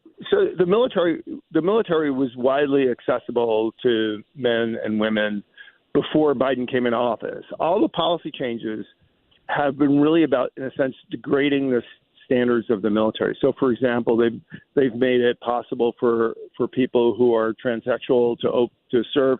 The problem with that is not whether you like transsexuals or not, is many of them are on drugs that prohibit them from being deployed. So you're putting somebody in the military who is incapable of actually serving in the military. That's not really very helpful. Right. They continue to lower the physical standards and the weight standards. Again, none of this is really super helpful either, because all you're doing is or education standards, because you're letting people in who are less qualified for military service. And the only, beyond essentially stopping stupid, the things that you need to do to actually increase the size of the pool so that more people are capable and willing to serve are nothing that the Pentagon can do. They are policies that have to do with family creation, getting people high school education diplomas. These are really social issues, because if you look at the pathologies of the things that make people unqualified to serve, whether it's diet or medical or mental issues or criminal records, many of them have to do with really lousy social policies. Yeah. That are making our youth less competitive, really less mentally healthy, and destroying the virtues of the idea of selfless service and opportunity. So, honestly, to me, if you wanted more people in the military, the number one thing you could do would be to have a pro-family policy where we actually made it, told people that, a traditional American family is, perfectly okay. You shouldn't be ashamed of that. That is a rewarding, enriching experience for the parents and the children. Instead, what we're doing is we're having policies that prevent parents from actually knowing what schools are doing with their children, including in their medical health, right? None of this is going to make people more qualified for military service. And, and people can say, well, what do you know? You're just some conservative. Of course you're going to say this. Look, I'm a military historian. I've studied this stuff my entire life. I've written books. I just wrote a whole book about the Italian campaign in World War II, where the number one problem in fighting in the mountains of World War II is you just needed a lot of people. And as the Allies were putting people in all these theaters around the world, they were just scrambling to find enough people. And they drew armies from all over the world to fight in Italy. And so I looked at the challenges because this is the thing is, you can have all the social and political and blah, blah policies you want. But at the end of the day, if you're in a war, you put a human being in a uniform and you put them in a place where the only reason where they're going to survive or protect your interests is if they have the capacity and the capability to do that. Yeah. So I got to tell you, you could put somebody in the front line and give them a pink hat and a rainbow uniform, but that's not going to stop a bullet. Yeah. That's an incredible perspective on the issue. It's not one that people usually discuss. I don't want to overstay here with you, but I did want to ask you your thoughts on the G7 Joe Biden experience. I mean, Joe Biden on a world stage very much so looks like he is not well. The White House tells us that we've been lied to by deep fake videos. Your thoughts on the impact of America's position in the world when Joe Biden appears the way he appeared here recently? Yeah, well, I think two. One is let's be honest. I mean, we can debate his mental health and all that kind of stuff, but the White House response is for the guys that are protecting us from democracy is unbelievably violating all the principles of open and transparent government, essentially lying to the American people, just like they did on the Russian video. I mean, the Russian collusion thing, just like they've done a million times with Hunter's laptop. They just lie. So that's one thing. They're just lying to you, right? They're just lying to you. Their defense is indefensible. The other thing is, look, I don't want to dispute Joe Biden's mental health. I've lived in the town with this guy for decades. Joe Biden on his best days was completely unqualified to be president of the United States. So I don't know what he can do today, but he never should have got to the All-Star game. Yeah. Well, at least it's an election year, I suppose. Hopefully things change. Thanks for being with us, Jim. We always appreciate you. Always good to talk to you. Thanks. I had to fly all the way back from Rome just to do this. I hope you appreciate that. You have no idea how much I appreciate it. Thanks, Jim. Bye-bye. Bye. Rome. Told you he had a flight, was going to land at 1, and he said, I'd like to do the interview, but can we move it back? I'm like, of course you can. Sometimes those things happen with our regular guests, but I find his conversation and his perspective to be incredibly insightful, and he generally has a take that exists, not necessarily opposite of what everybody is saying out there, but it is adjacent to it, and it's his own thoughts. I love having him on. The YouTube live chat poll, who wins in a 2024 rematch of 2016? Is it possible that Hillary Clinton might become the nominee? We haven't talked about that on the show.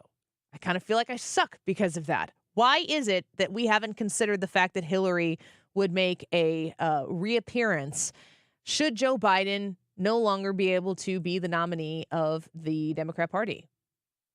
Would Hillary Clinton risk losing twice to Donald Trump for the opportunity to win against Donald Trump? I don't know. The YouTube live chat poll for today is, who wins the 2024 rematch of 2016? Donald Trump or Hillary Clinton? Annie Fry YouTube channel, go into the live chat and leave your vote there. We won't know how you vote. It is an anonymous vote. Subscribe to the channel and you can comment and join the conversation as well. Let's take a quick break. We'll be right back. This is the Annie Fry Show. Find the podcast, on-demand audio, and more at 971talk.com/Annie.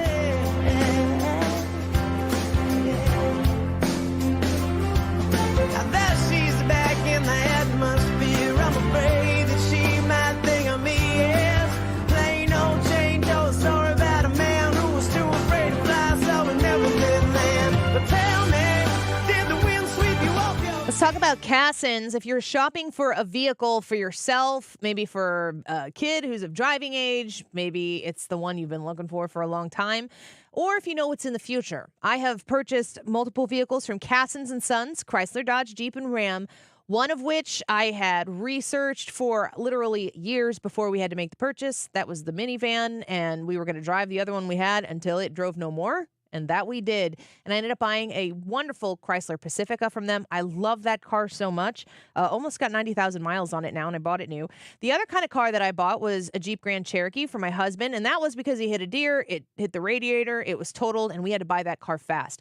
Both great reasons to shop at Cassins, because in both experiences, they had my full trust that they weren't taking advantage of me, that they were doing what's best for me, and I will be back again to buy my next vehicle from Cassins & Sons, Chrysler, Dodge, Jeep, and Ram. Online at CassinsSons.com. That's CassinsSons.com. Go visit and see the inventory they have right now. And also, great opportunity for you on a lease on a 2023 Challenger GT. 42 months, 0 down, tax, title, and license not included, just $399 a month. This is a great opportunity to get yourself in a 2023 Challenger GT. That sounds fun. Learn more online. Make sure if you reach out to them, first of all, you can call them at 618-800-2712. Let them know that Annie sent you online at CassinsSons.com. Just imagine being walked all over for 36 years. Who would do that? The great customers of Reinhold Flooring, that's who. For over 3.5 decades, Reinhold Flooring has been the mecca for carpet, hardwood, vinyl, laminate, and area rugs. Reinhold Flooring is customer-driven with a focus on top-quality products and installations from the best team in the business. So come on in and walk all over your next flooring at Reinhold Flooring. Visit them at 5429 Telegraph Road in St. Louis or online at reinholdflooring.com. Hello, Mike Carter here. I wonder if you knew that after the purchase of the Louisiana Territory in 1804, a formal three-flag ceremony was held in St. Louis to mark the transfer. The Spanish flag lowered and the French tricolor raised. That in turn was lowered the next day and the flag of the young Republic of the United States stood tall. I'm Mike Carter of Carter Law Offices here, and at that moment the people living here went from being subjects to being citizens of a great free nation. Jump ahead 220 years to what we have become, and over 6 million men, women, and children now call Missouri home. Our largest cities are an economic powerhouse, and our small towns and family farms remain the heart of the nation. A friend wrote me one time at Carter Law Offices, "Hey, Mike Carter, why don't Missouri residents show their pride by flying our state flag more often like the folks in Texas?" I was like, that's a really great idea. And I was thinking, maybe anybody who's listening to this, if you want to send me an email at mike@carterlegal.com with your name and address if you're okay doing so, and I'll send you a free state flag, and you can hang it out on your front porch and show everybody you're as proud of Missouri as I am. Start your summer road trip at Midas and get up to $30 off your next repair service. Plus, get a free closer look vehicle check to make sure your road trip ready. So if you need a brake service and alignment check or tune-up, hit up Midas for up to $30 off. For more details, request your appointment at Midas.com. Hey, it's Mark Reardon for the Doctors of Ophthalmology Associates. I depend on them for eye care, and they have an announcement. They're pleased to welcome Dr. Samuel Berry to their practice. Dr. Berry is a cornea surgeon, and he has the latest knowledge and techniques for advanced eye care and treatment in the field. So what do we call them now? The doctors? No, just the best doctors to see for your best vision. In St. Louis, you can reach them at 314-966-5000. They've treated more than 250 doctors, more than any others in the practice. Now, if you need help with dry eye, LASIK surgery, maybe you have glaucoma, macular degeneration. I had an eye disease when I was just 25 years old, so my eyes are very important to me. You get the absolute best care with the Doctors of Ophthalmology Associates. Doctors Greg Birdie, Rob Ranjan Malhotra, Robert Bersati, Andy Royer, and now Dr. Samuel Berry. 314-966-5000 or visit youridoc.com. They have a great location just off Manchester Road, a half-mile west of 270. Ophthalmology Associates. You're listening to the Annie Fry Show live from the Air Comfort Service Heating, Cooling, and Insulation Studio. Air Comfort Service is hiring licensed journeymen. Don't have a journeyman license? Air Comfort Service will help you get it. Get guaranteed hours year-round and more. Apply online at aircomfortservice.com. Today's YouTube live chat poll: who wins a 2024 rematch of 2016 in the presidential election? If Donald Trump and Hillary Clinton went head-to-head, who would win in 2024? This has got Annie freaking out. And so what we need you to do is jump on Annie's YouTube page and vote in the YouTube poll. Who wins a 2024 rematch of 2016? Donald Trump or Hillary Clinton? The time is 1:49. This time check is sponsored by Jerry Kelly Heating or Air Conditioning. It's time for a $98 AC tune-up. June 27th, Donald Trump, Joe Biden, no scripts. Well, make my day, pal. Oh, absolutely. You know, he's issuing it. I wonder whether or not he shows up. Only one place you can hear it. 97.1 FM Talk.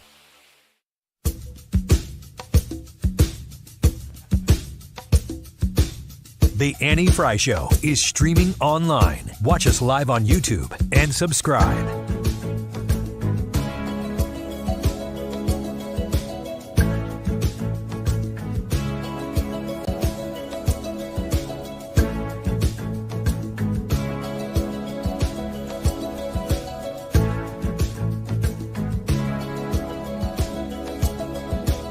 I hear the drums echoing tonight. She hears only whispers of some quiet conversation. She's coming in 12:30 flight. The moonlit wings reflect the stars that guide me towards salvation. I stopped an old man. Welcome back to the Annie Fry Show. Man, gosh, I don't ever want to be accused of having soapboxes, but I do have them. And if they would just do what I think that they're going to do and have been thinking they're going to do and replace Joe Biden on the ballot, then I could move on and talk about something else. But it's very hard for me. Like, what am I supposed to do? Come on here and start like really pounding my fist on the table why Donald Trump will be better than Joe Biden? Like, what do I even need to say? That in and of itself is well, seriously, what needs to be said? Charlie Spearing, probably is how you say his last name. He's a political reporter for the Daily Mail. Listen to this nonsense.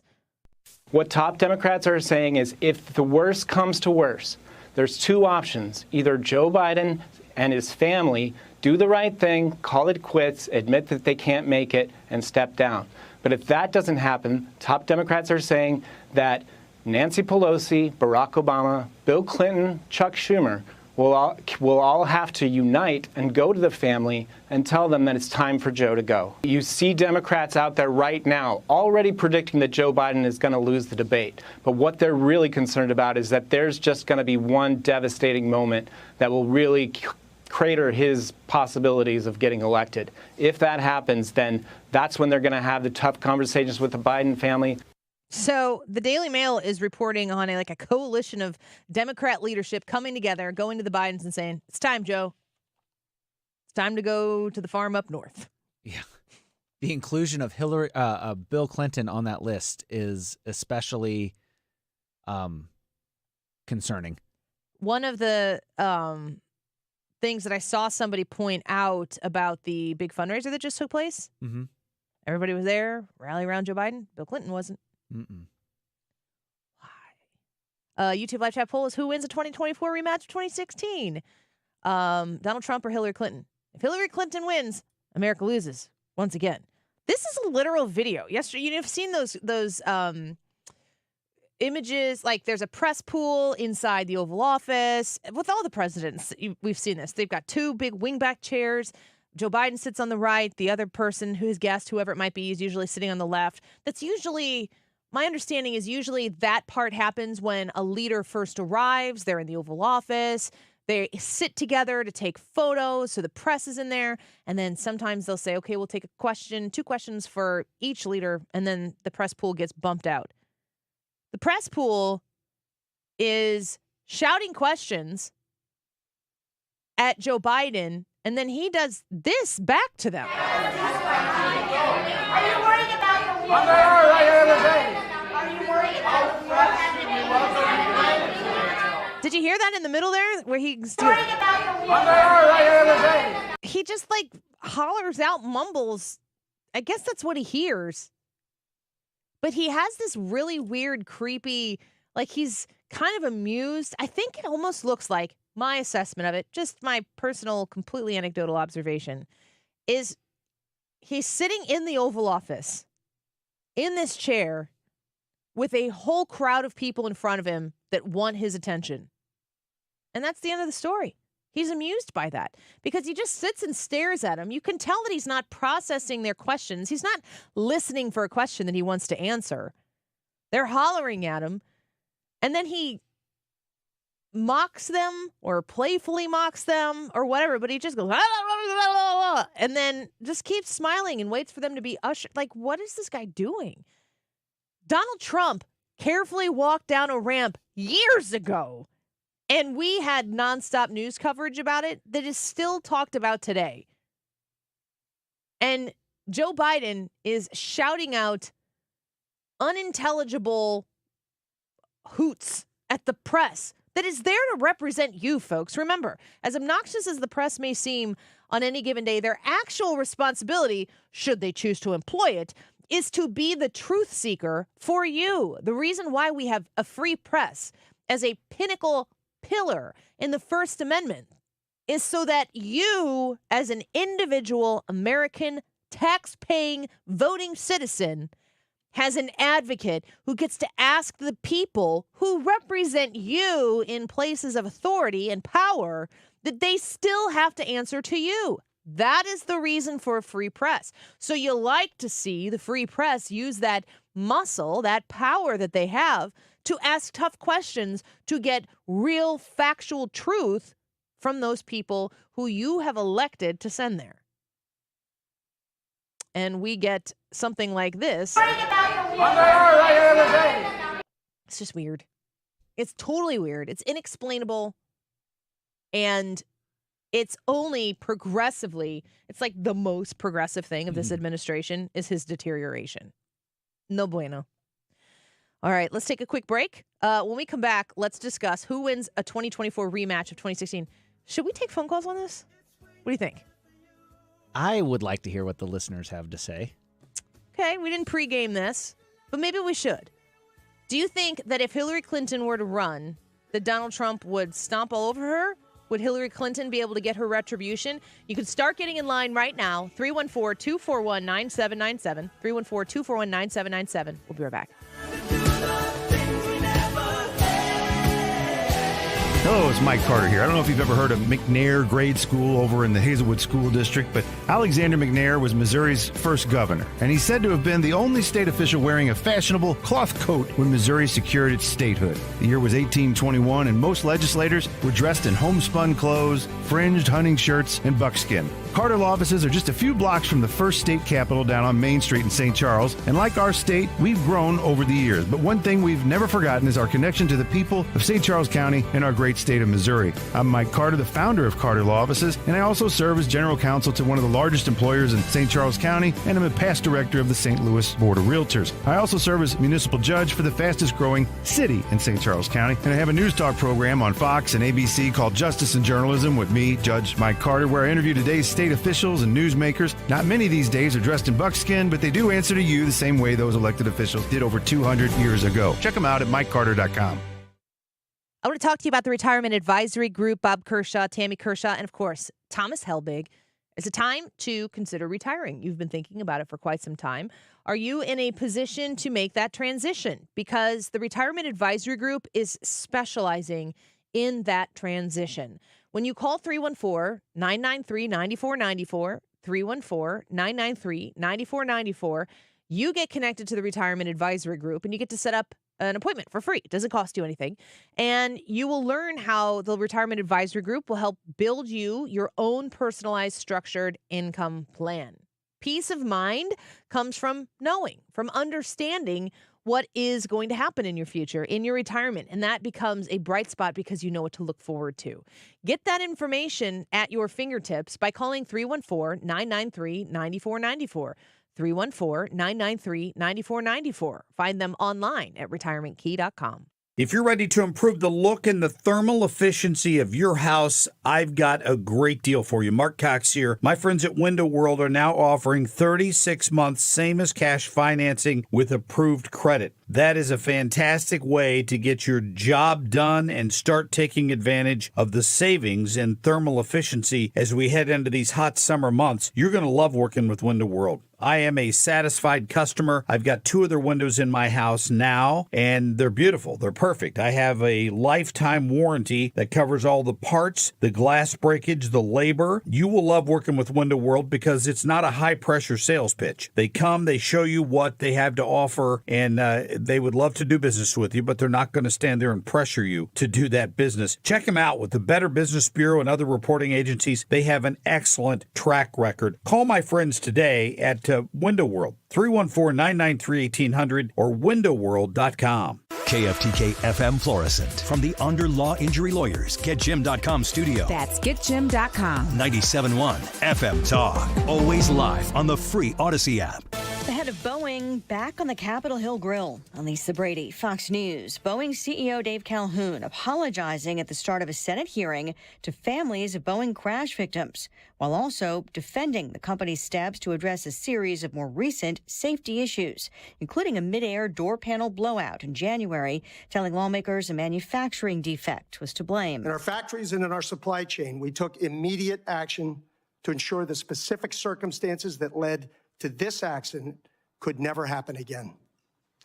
Importantly, we went beyond to look comprehensively at our quality and manufacturing systems. His testimony just hours after word that a new whistleblower is accusing the company of mishandling faulty parts. Democratic Senator Richard Blumenthal says it's time for the Justice Department to pursue prosecution.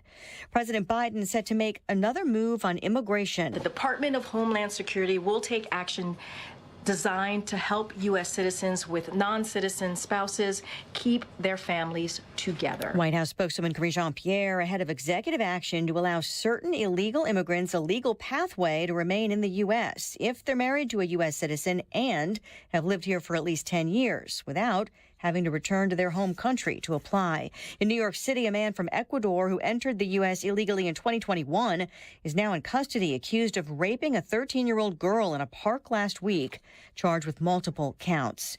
There's a statewide outage of the 911 system in Massachusetts. It's not clear yet why. Calls are not going through. We've been in touch with the state and with all the relevant officials to work on getting this resolved. Boston Mayor Michelle Wu, police telling anyone who has an emergency to call a direct line to local police or use a fire alarm box. Several years ago, Massachusetts had sporadic 911 outages. America is listening to Fox News. When you use Bounce dryer sheets and your clothes look amazing, it's the sheet. Less static in your life? Yeah, it's the sheet. Smelling fresher than ever? It's the sheet. Oh, so soft fabric? Ooh la la. It's the sheet. Less wrinkles on your clothes? You know it's the sheet. Bounce dryer sheets. More freshness, more softness. Less static, less wrinkles. It's the sheet. Wesley Financial Group is not a law firm. An important message about your timeshare from Chuck McDowell, founder of Wesley Financial Group. If you receive an unsolicited phone call or mail piece to discuss selling, renting, or especially canceling your timeshare, don't fall for it. Contact your timeshare resort or Wesley Financial Group for assistance, and I'll send you our timeshare exit information kit free with the straight facts about timeshare cancellation. Call 800-653-1188. 800-653-1188. Air Comfort Service, heating, cooling, and insulation, weather. Chief Meteorologist Dave Murray. The summer bake is on, even though the summer season does not officially start until Thursday afternoon. Partly sunny, hot and humid this afternoon. Keep an eye out for a pop thunderstorm, 93. Partly to mostly cloudy skies tonight, 75. Wednesday, sunny, 94. Thursday, sunny, 96. Friday and Saturday, sunny and 99. Cool front trying to come in on Sunday. This is 97.1 FM Talk. Chief Meteorologist Dave Murray. All right, let's talk about the Diamond Shop. I love the people at the Diamond Shop. They're fun people once you get to know them. Guys, it's kind of like what I was talking about earlier with STS Armory. But once you find your jeweler, that's like who you're going to go to. That's who you're going to recommend your kids go to when maybe they're looking to make their first diamond purchase, if you know what I mean. The Diamond Shop has been helping generations here in St. Louis. They've been around since 1910, which is pretty freaking amazing. But they're in Clayton right now, and they've got a beautiful shop there, and they are always looking to make your purchases an even more positive experience. First of all, with the highest of quality in jewelry. I own several pieces from the Diamond Shop, and I'm so happy to have them. The necklace I'm wearing right now was custom made by Tom at the Diamond Shop. I love it. If you're looking for pearl jewelry right now, 40% off all pearl jewelry at the Diamond Shop through June. So if you're interested in something beautiful, maybe if there is a wedding coming up in the summer and you want to get the mother of the bride something special, pearl necklace to mark the occasion, I can't think of anything better. Find them online at thediamondshop.net. If you have a problem with the IRS, believe me, it's not going away on its own. The IRS never gives up. They have endless resources, so they control the game. Well, your tax problems can end. I'm attorney Lance Drury with the Drury Law Firm, a local tax resolution firm with an A-plus rating from the Better Business Bureau. I've handled thousands of IRS cases over the last 15 years. So when you hire me, you won't be speaking long distance or sending money to some TV pitchman that's riddled with consumer complaints. Your first visit is completely free and confidential, and I'll tell you on the spot exactly how much it will cost. So call me, Lance Drury, at 314-260-6120. That's 314-260-6120. Or go to Lance, DRURYlaw.com. If you have IRS issues, you need a local attorney, you need me, Lance Drury. The choice of a lawyer is an important decision and should not be based solely upon advertisements. This station is now conducting a test of the emergency alert system. This is only a test.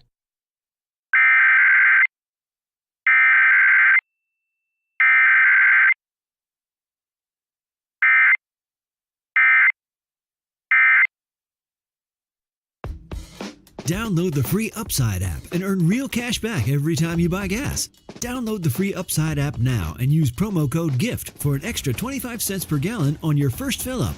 That's promo code GIFT. The race for Missouri's 15th Senate District is heating up. Mark Cox here. Join me Wednesday, June 26th at the Lodge of Des Peres. We're going to hold a candidate forum. The event is free, but space is limited. Register at 971talk.com/events. That is exactly what I needed to hear. Thank God someone here knows what you're talking about. That's us.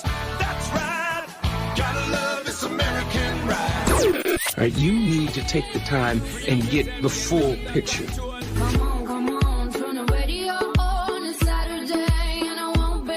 Don't get me wrong. I love the ladies. I mean, they rev my engine, but they don't belong in the newsroom. It is Anchor Man, not Anchor Lady.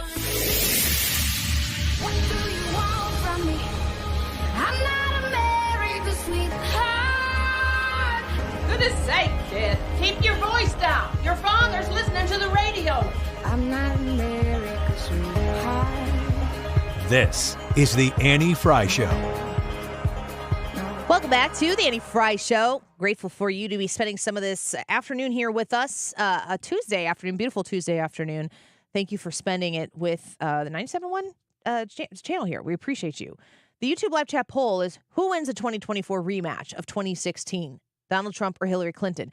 Is it possible that Hillary Clinton would be the person who steps in should Joe Biden not be able to do the job any longer? He chooses to step down or they choose to replace him. I think it's within the realm of possibility. We haven't discussed it as much as I wish we would have, but it's been being discussed in many circles right now. And I thought, oh my gosh, this is a really interesting thing that we need to intellectually ponder upon. So I'm going to ask you to do that now. 314-241-9797. We're going to take some phone calls here and trying to open the phones a little bit more often on the Annie Fry Show. This is your chance to get in line. 314-241-9797. Let's start with Mark. Mark, thanks for calling the Annie Fry Show. Your thoughts on a 2024 rematch of 2016? Hello there, and good day to y'all. You too. Thanks. Thank you very much. My thoughts were that this is a situation of be careful what you ask for, because when you get Hillary Clinton to step in here, what you're going to get is something that harkens back to a little while ago when you were talking about the politicians in Illinois, where a poor Republican or even a more moderate Democrat starts to look good. And you put Hillary in there, and all of a sudden people who've been listening to the garbled mumblings of, our current president here going on with Biden, they're going to start suddenly saying, well, she seems to be a little more coherent and cohesive, and we kind of like what she's saying because she seems more to the middle. She won't seem as radical as she did before. And with everybody with the anti-Trump, you're going to see a lot of these people in the middle, I believe, are going to say, she's the better choice. She's better than Biden. She's better than Trump. And that would give her a relatively good shot at actually pulling it off. Yeah. So that actually almost scares me more, because I don't think Biden can get elected. And I like where it sits right now. I like the thought of going into November with it being Trump versus Biden, because I just really feel that that's something that Trump's going to take home. What? Just real quick, Mark, when you say be careful what you ask for, I'm not asking for Hillary Clinton, right? Just right. Oh, I know that, but I hate even talking to seeds, because seeds tend to take root sometimes. So we got to be careful where we sow those seeds. Let's throw on the rocky path. I like it. A good biblical reference. Do you feel like Joe Biden's going to be the guy in November, or do you think it's inevitable? I think there's enough people committed to it, because while there is, I believe, a division within the Democrats, it's hard to let him go because there are so many people in the public that are committed to Biden. They stand behind him, and they're just going, that's our man, that's our man, that's our man. And I don't think they want the Democratic Party to pull a split. So while I think there's people in the political powers, such as, the Obamas and such like that, that are saying, let's get him out of there and sneak somebody else in there, I don't think the people of the Democratic Party are going to be happy if they do something like that, unless it's something that Biden himself so utterly commits, that makes him out. I don't think the people of the Democratic Party are going to support that if they see people starting to push him out. And so you've got ever Bidens just like you have ever Trumpers. And that's why I think it's going to hold. I think it will skate through there and get to be a Biden-Trump rematch. Okay. Well, that's the one I'm hoping for, but not anticipating. Thank you, Mark. I appreciate your phone call. Thank you as well. Bye-bye. Bye-bye. Let's get to Steve next. If you want to get in line, 314-241-9797. 314-241-9797. Let us know what you think about a Hillary Clinton, Donald Trump rematch here coming in November. Could Hillary Clinton be the person who replaces Joe Biden should he not be able to be the nominee? 314-241-9797. Steve, thanks for calling the Annie Fry Show. What do you think? Well, I think they'd be better off with Daffy Duck. Okay. Why? Well, because Hillary Clinton's already showed herself to be a loser and unwanted by the masses. If they were to push Biden out, the logical aspect then would be Kennedy, because he's already got a ground game, he's already got a following, and all they got to do is kiss with him and make up. Mm-hmm. That would then be a problem. So if they're looking at somebody to replace him, that's probably where they would look before anywhere else. So you think if Hillary Clinton was where they went, Steve, you don't think that she'd be able to beat Trump? No, I do not. Okay. I think Daffy Duck would have a better chance than she would. Okay. I appreciate that, Steve. Thanks for calling the show. Daffy Duck. Were you a Warner Brothers kid? I mean, yes, I remember growing up with the Warner Brothers. Yeah, Looney Tunes on Saturday mornings. They stream on some platform, maybe Prime? I can't remember what it's on. But my kids found Looney Tunes and were like, can we watch more of that? And it was refreshing for me. Oh, that's cool. That they found it entertaining enough to watch. 314-241-9797. 314-241-9797. We'll get to Jennifer here in just a second. Let me read some of the comments on the Annie Fry YouTube channel. Vicky says, Trump, and heaven forbid it's Hillary. I swear the Democrats really want me to spend my retirement on a Latin American beach. Sounds nice one way or the other. Josh says, Hillary Clinton and Gavin Newsom ticket. Yuck. Carlos says that DJT will win. Katie says, I have not considered Hillary coming back, but if Mrs. Obama is in consideration, Mrs. Clinton should be as well. However, I don't think anyone beats Trump this year unless the election is rigged. And then Emmy's mama said, I don't think Annie is for Hillary. I think she's being realistic that it's a possibility, a very scary possibility. Yes, correct. 314-241-9797 if you want to join us on the phone. Jennifer, thanks for calling the Annie Fry Show. What do you think? I think you should not put that in the universe. Don't even say it. That's my worst nightmare coming true right there. Hillary? Hillary. Why? What makes it your worst nightmare? Let's talk about I can't even stand her voice. it. I don't like her policies. I don't like the way she plays dirty pool. I don't like any part of her history. I just think she would be the absolute.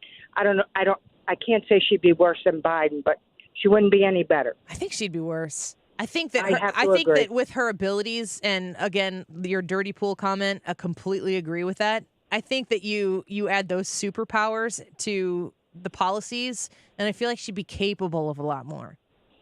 She gets away with everything. It astounds me. She gets away with the everything. 2016 election. That's the one time she didn't. I'm really worried about the relitigation of it. All right, Jennifer, we'll pretend this conversation never happened. Absolutely. Thank you. Jennifer, thank you for listening. I appreciate you. 314-241-9797 if you want to give us a ring and join the show here. On YouTube, we've got some more comments here. Dirk says, wow, next thing you know, Annie will be putting up a Hillary sign. What are you talking about? Knock it off. I'm not for her. I said one thing at the beginning of the show, that when she reappeared, just to remind everybody that her face existed at the Tonys. If you haven't seen the video of it, you watch and they are in awe of her.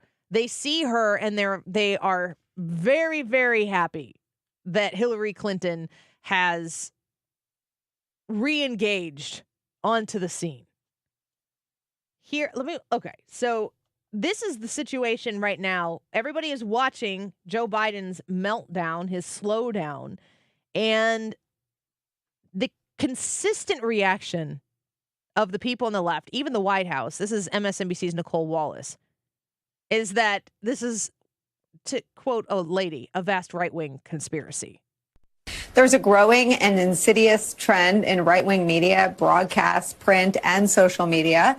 It is to take highly misleading and selectively edited videos of President Biden directly from Republican National Committee social media accounts and then use those videos to spread messages virally to cast doubt on President Biden's fitness for office. So the station ID was not actually part of Nicole Wallace's comments there, but we are continuing to hear that there's a growing trend in right-wing media. They think that this is a right-wing conspiracy, that we are taking videos of him. Like this is where I don't feel like they've really thought this through, because their response to the videos that are out there right now is that they are deceptively edited so that you see it and it looks bad. That's what they're saying right now. But the problem with that is they're not being deceptively edited. Maybe there are some montages and stuff that exist out there right now, but they're not in a position where the people are being lied to, and these videos are the result of that. He's really slowing down like this. He really isn't in a position where he's healthy, where he has his wits about him, where he has his control about him. So what happens when you talk about how there's this big right-wing conspiracy out to get Joe Biden putting together these videos that make the president really look bad, but the videos are real? What happens then? Let's see Hillary Clinton here from the Tony Awards and the absolute love fest that commenced.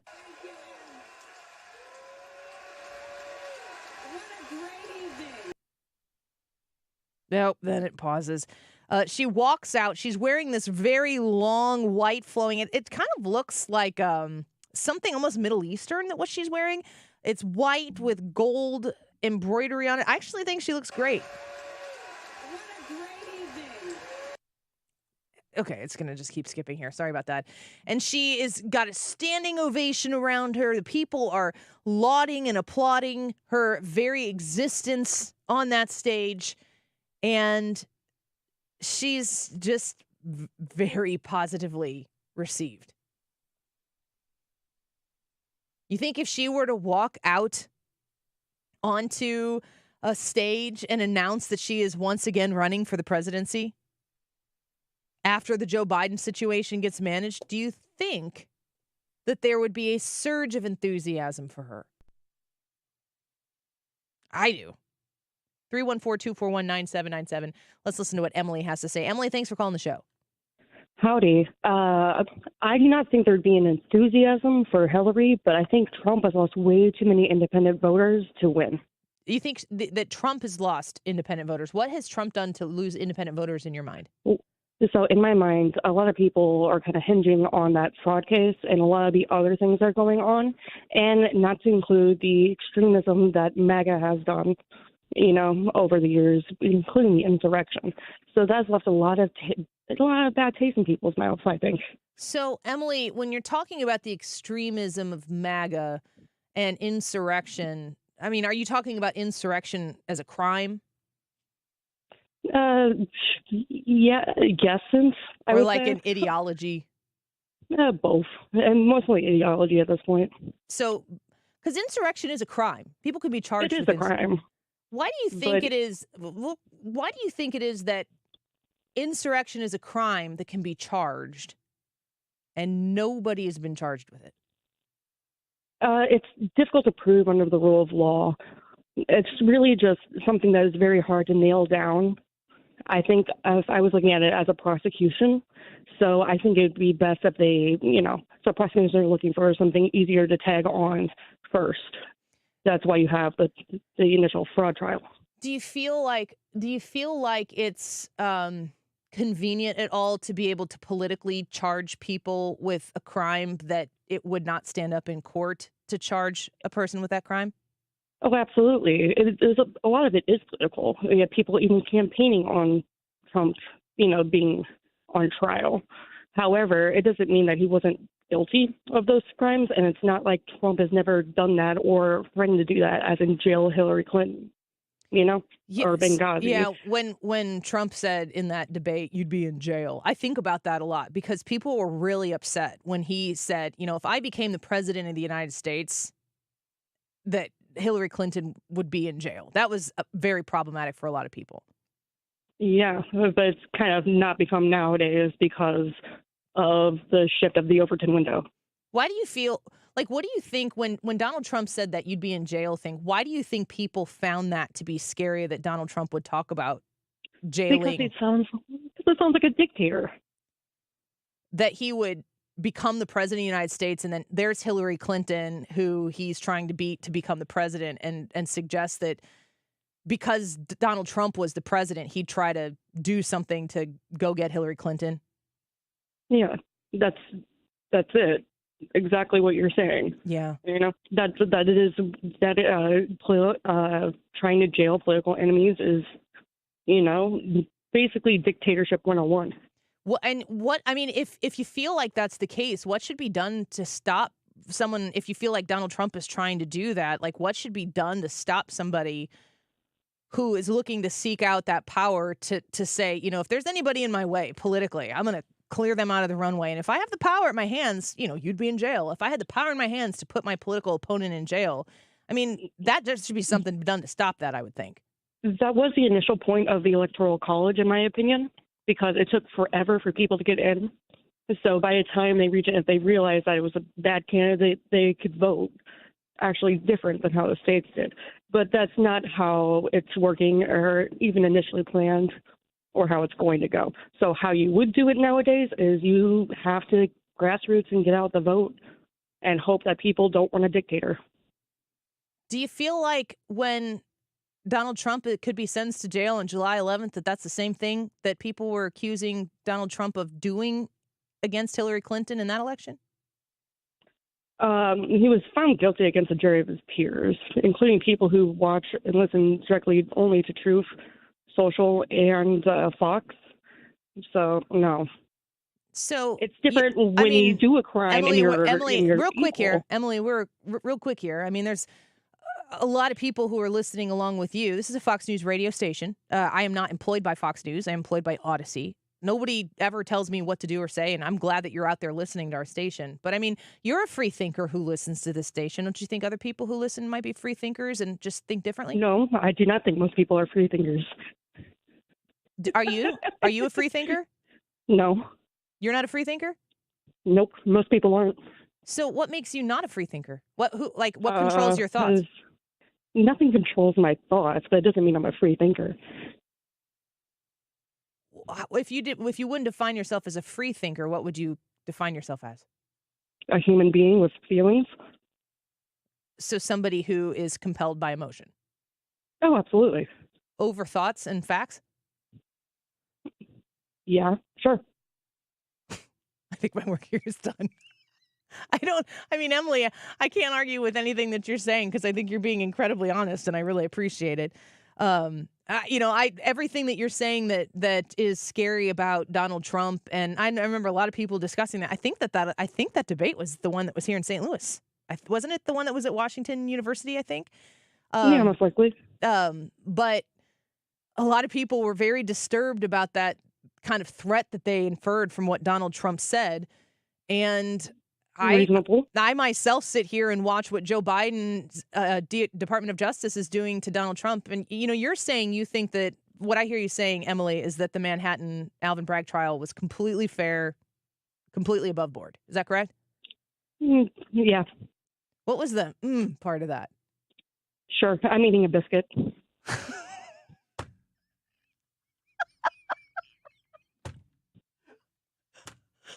Okay. I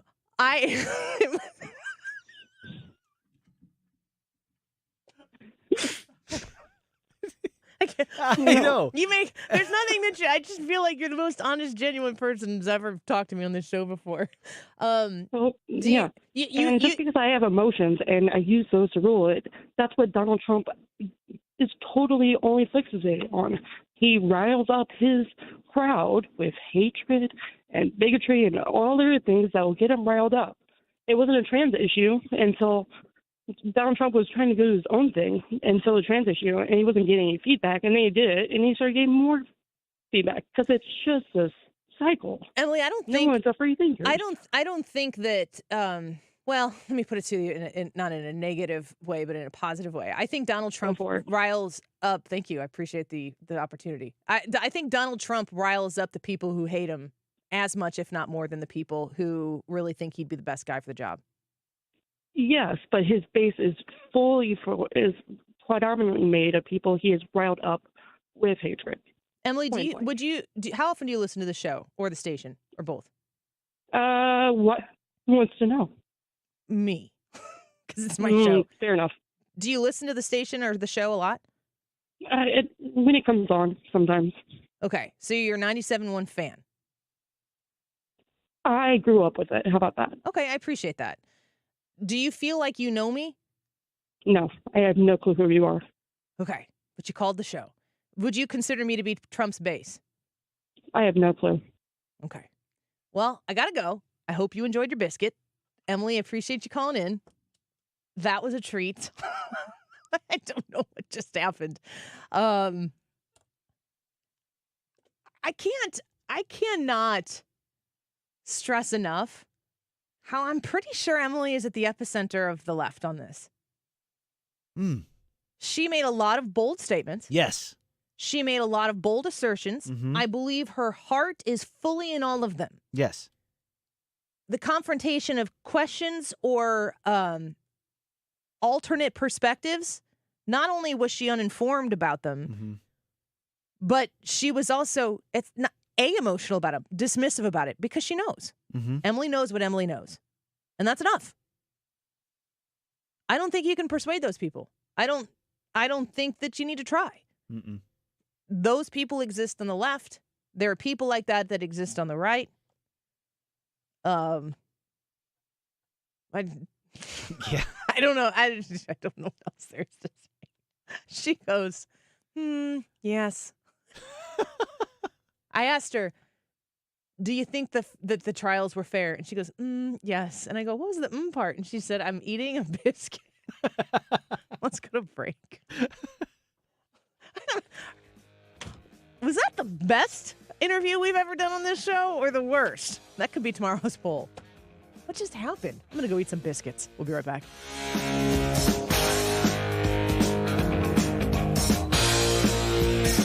This is the Annie Fry Show. Just got back today. Find the podcast, on-demand audio, and more at 971talk.com/Annie. Had much to say, but man, I still think them cats are crazy. They were asking if you were around, how you was, where you could be found. I told them you were living downtown, driving all the old men crazy. Jen Teskey with Remax Alliance. Man, Jen knows how to get the job done. Whether you're looking to buy or sell a home on the Illinois side, Jen Teskey is going to help you navigate the market, which is kind of bonkers right now. She's going to help make sure that you are positioned for a great sale and a positive experience. Pretty sure that of all of the things, the big things, the life moments that you have, selling a home is peak stress. It is very difficult to go through the process of listing your home and positioning your home and opening it up for open houses or showings. And it's like where you've had your heart and soul nurtured for so long. Now people are going to come in and criticize every nook and cranny of it because they want to knock it. Okay, all of that stuff. Get rid of the stress. Choose Jen Teskey. It's really that simple. She has an amazing team and staff behind to help make sure that your process is as smooth as it possibly can be and that you have a great end result. You're going to be bragging about Jen Teskey as well. Remax Alliance, you can call her directly, 618-541-1010, 618-541-1010. You can find her online at jenteskeyhomes.com. Our lives aren't like they used to be. They're busier. Early morning Zooms, grabbing coffee to make that in-office meeting, getting to your kid's soccer game on time. Life is different, and so is advertising. To reach any audience, you need your message out there in all media, broadcast to streaming, on screens, and right to the ears of your customers. And that's what we do at Odyssey. Let's build a media campaign that targets the customers you know and want to reach more of, right here in our community. Advertise with Odyssey. Visit ads.odyssey.com. Tip for everybody that, especially this summer, if you haven't had your air conditioner checked, if you're getting into a space where you're changing the filter and it's very hot, meaning like you have to go up in the attic or side area on your house, and if you just slide a filter out and then slide another filter in, and that's how you change your filters, try this. Put duct tape where you put your filter in that unconditioned space in the attic. If that's what you're doing, you're just going up and you're sliding in there. It's sucking a lot of hot air into your system. It's actually making your air conditioner not able to cool. If you have any questions about what I'm talking about, call me, Bart Inman, one easy number, Missouri and Illinois, 314-293-2600, or on the internet, that's bartinman.com. It's Bart with a B, Inman with an I.com. God bless. Hi, I'm Bob Kershaw with Retirement Advisory Group. Are you worried about market volatility in this election year? Are you concerned your money won't last you through retirement? Hi, I'm Tammy Kershaw, and as a family-owned business, we are committed to protecting your retirement, whether you're nearing retirement or already retired. We have a lot of folks that aren't aware of all the new investment choices that are available, which give you growth and protection from losses at the same time. Are you aware of all the fees that you are currently paying? We can show you how to avoid those fees. So come in now for your free retirement review and get a second opinion on your retirement plan. And just for coming in, you'll get a copy of our latest edition book, Your Key to a Worry-Free Retirement. Let us show you how to retire with confidence. We are proud to say we haven't lost a penny of our clients' money in 38 years, and we won't lose a penny of yours either. Let our family help your family. Call us now at 314-993-9494 or go online to retirementkey.com. That's retirementkey.com. Is your old garage door a real clunker? Overhead Door Company of St. Louis is paying cash for your clunkers now. They'll haul away your old garage door and give you instant credit towards the new insulated door. $200 for the first garage door and $100 for each additional door. Cash in your old opener, too. It's cash for clunkers now at Overhead Door Company of St. Louis. Convenient, free in-home estimates. Schedule online at overheaddoorsstlouis.com or call 314-781-5200. You're listening to the Annie Fry Show live from the Air Comfort Service Heating, Cooling, and Insulation Studio. If you're not sure who to call for air conditioning services, contact the team at Air Comfort Service. With 55 years of experience and thousands of 5-star reviews, you can trust them with the comfort of your home. Visit aircomfortservice.com. 97.1 and thousands of music options, plus millions of podcasts are all on the free Odyssey app. Download the app or tell your smart speaker to play 97.1 and it comes up automatically. 97.1 FM Talk.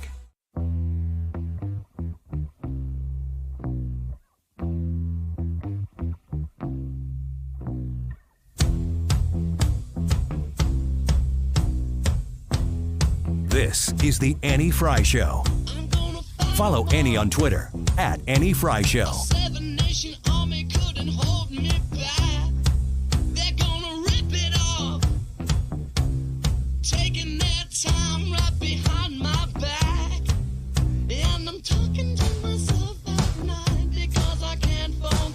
If I had the ability to just like merchandise and make things happen right now, there would be biscuits being printed on something or a batch being made somewhere to commemorate today's show. Annie Fry Show biscuits. Going back to who was it? Chris's comment maybe that said, "Do they sell biscuits at dispensaries?" I don't know. I don't know. Hard to tell. Joe Biden is making a major announcement right now on immigration. We're going to carry that here in just a second. I encourage you to go on to the Annie Fry YouTube channel, and you can click the link, copy the link, paste the link, whatever, to play Biden Bingo with us. Let's listen to President Biden's words on immigration.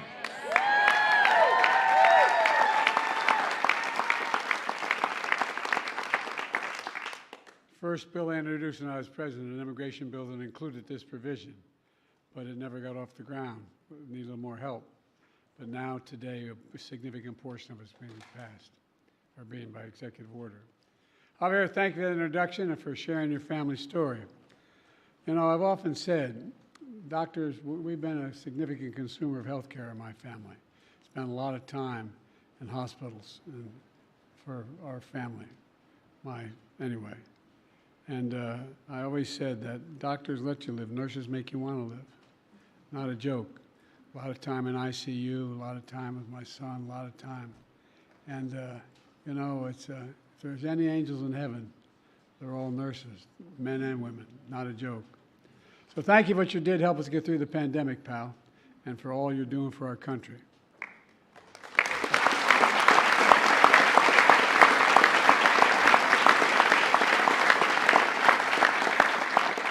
My name's Joe Biden. I'm Jill Biden's husband.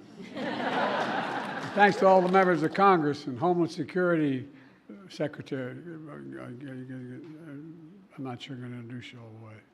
But all kidding aside, Secretary Mayorkas, as well as Secretary Becerra, and advocates and families for law enforcement, faith leaders, everybody's just here.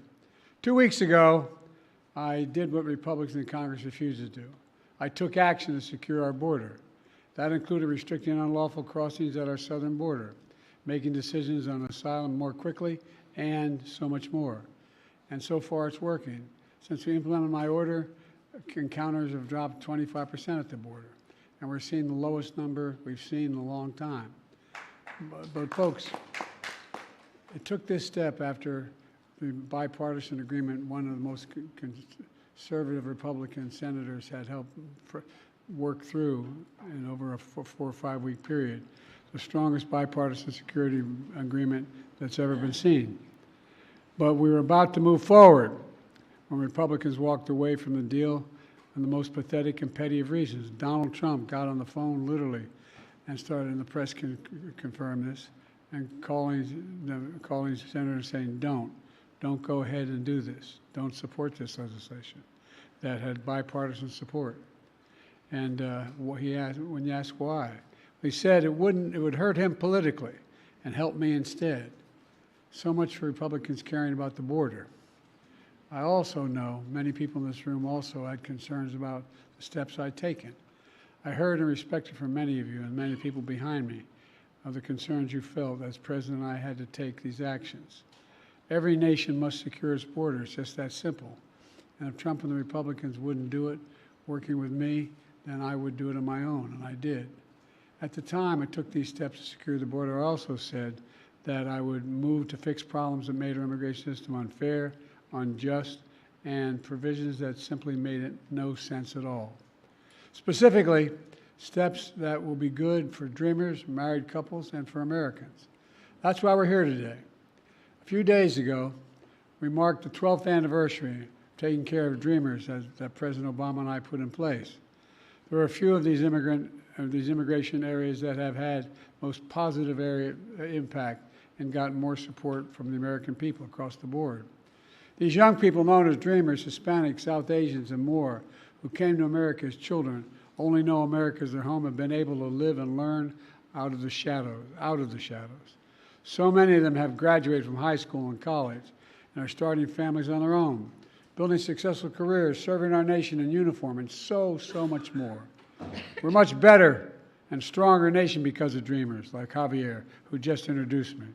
So today I'm announcing new measures to clarify and speed up work visas to help people, including dreamers, who have graduated from U.S. colleges and universities, landed jobs in high-demand, high-skilled professions that we need to have grow to see our economy grow. It's the right thing to do.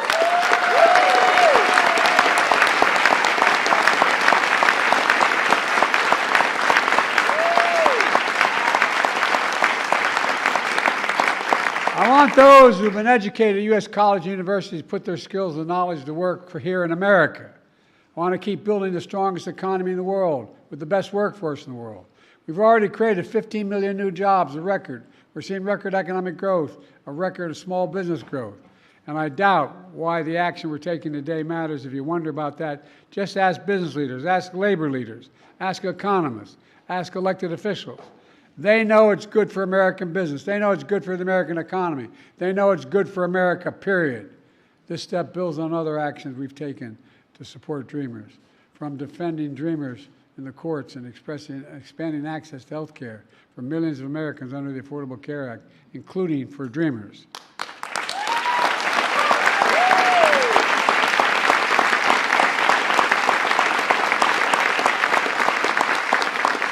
The second action I'm announcing today is about keeping families together. My dad used to have an expression. He said, Joey, family is about the beginning, middle, and the end, about keeping couples together who are married, where one spouse is a U.S. citizen, the other is undocumented. They've been living in the United States for at least 10 years. These couples have been raising families, sending their kids to church and school, paying taxes, contributing to our country for 10 years or more. Matter of fact, the average time they've spent here is 23 years, the people we're affecting today. But living in the United States all this time with fear and uncertainty. We can fix that, and that's what I'm going to do today. Fix it.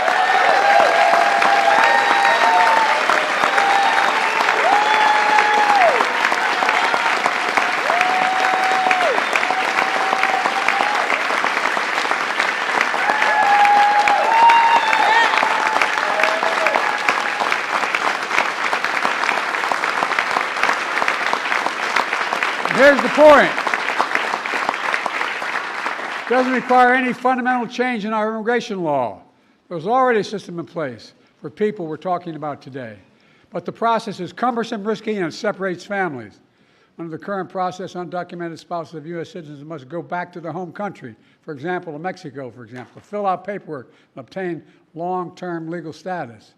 They have to leave their families in America with no assurance that they'll be allowed back in the United States. So they stay in America, but in the shadows, living in constant fear of deportation without the ability to legally work. All this, even though under the law today, they are eligible for long-term legal status. Today I'm announcing a common sense fix to streamline the process for obtaining legal status for immigrants married to American citizens who lived here for a long time.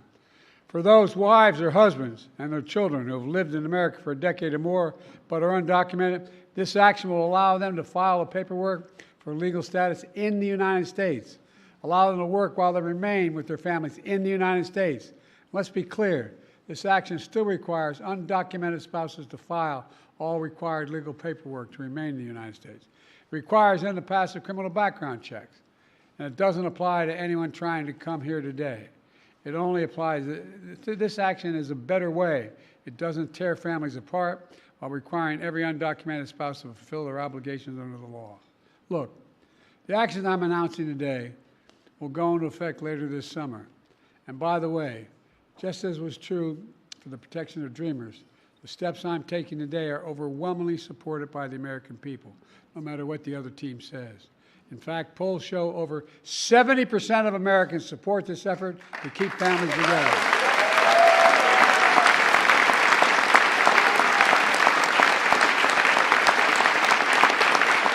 important. And the reason is simple. It embraces the American principle that we should keep families together. In 2013, President Obama and I took a similar action that allowed undocumented spouses and children of America's servicemen to stay together while they apply for legal status in America. Servicemen protecting our nation should not have to worry about keeping their families together, for God's sake. This policy has been in place for over a decade and is working well, and so will the new one. Look, let me close with this. I refuse to believe that to secure our border, we have to walk away from being in America.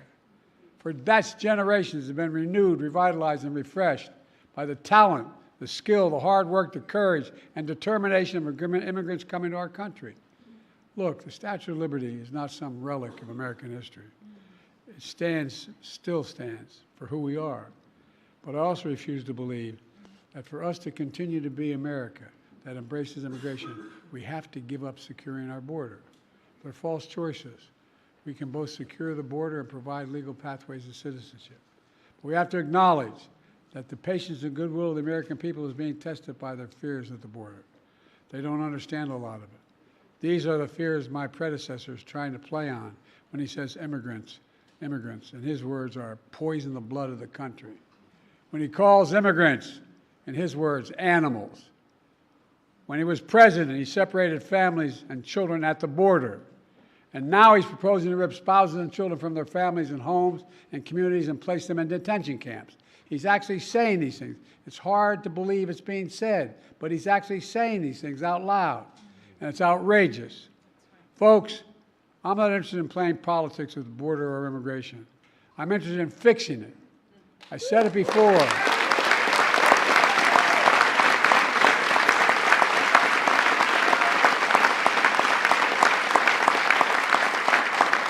I said it before, and I'll say it again today. I will work with anyone to solve these problems. That's my responsibility as president. That's our responsibility as Americans. Because the simple truth is, there's not a single damn thing we can't do if we put our minds to it. We've got to remember who in the hell we are. We're the United States of America, and nothing is beyond our capacity. We're a nation of immigrants. And that's who we are. God bless you all, and may God protect our forces. Thank you. God dang it, I was one MAGA away. Did he say MAGA? I'm going to go. No, I don't think he did. He At didn't. the beginning? He didn't. I was one MAGA away from a bingo. Bidenomics too, but that's... I was one, I really mean it, away from a bingo. Ooh, that's a good one. I'm surprised you didn't say that. Yeah. More Biden bingo and a Trump bingo that we're going to be playing at the debate watch party, hoping to be able to expand that room. We'll wait and see as soon as it does. Get connected to me on Twitter at Annie Fry Show. Because if we're able to expand that room, we filled up super fast, which is really cool and also frustrating because we're going to get more people in. I'm not supposed to talk about it, so I'm in trouble already. But if you follow me at Annie Fry Show and subscribe to the YouTube channel, especially the YouTube channel, you're going to be the first people to know if there's something going on, an opportunity to participate. So that was interesting. It's good to be an immigrant. Yeah. That is here illegally. Yes, and those immigrants need to remember this is the United States of America. And this is for you, not Americans.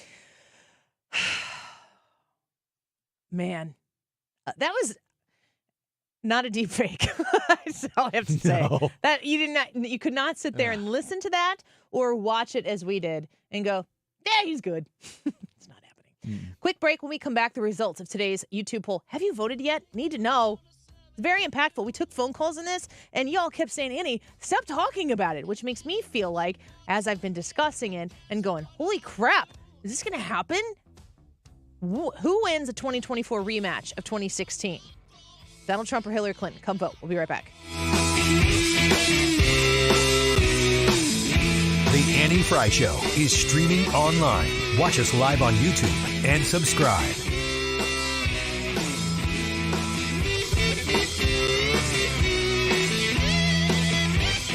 The AeroSeal duct sealing and air comfort service has been a game changer in our home.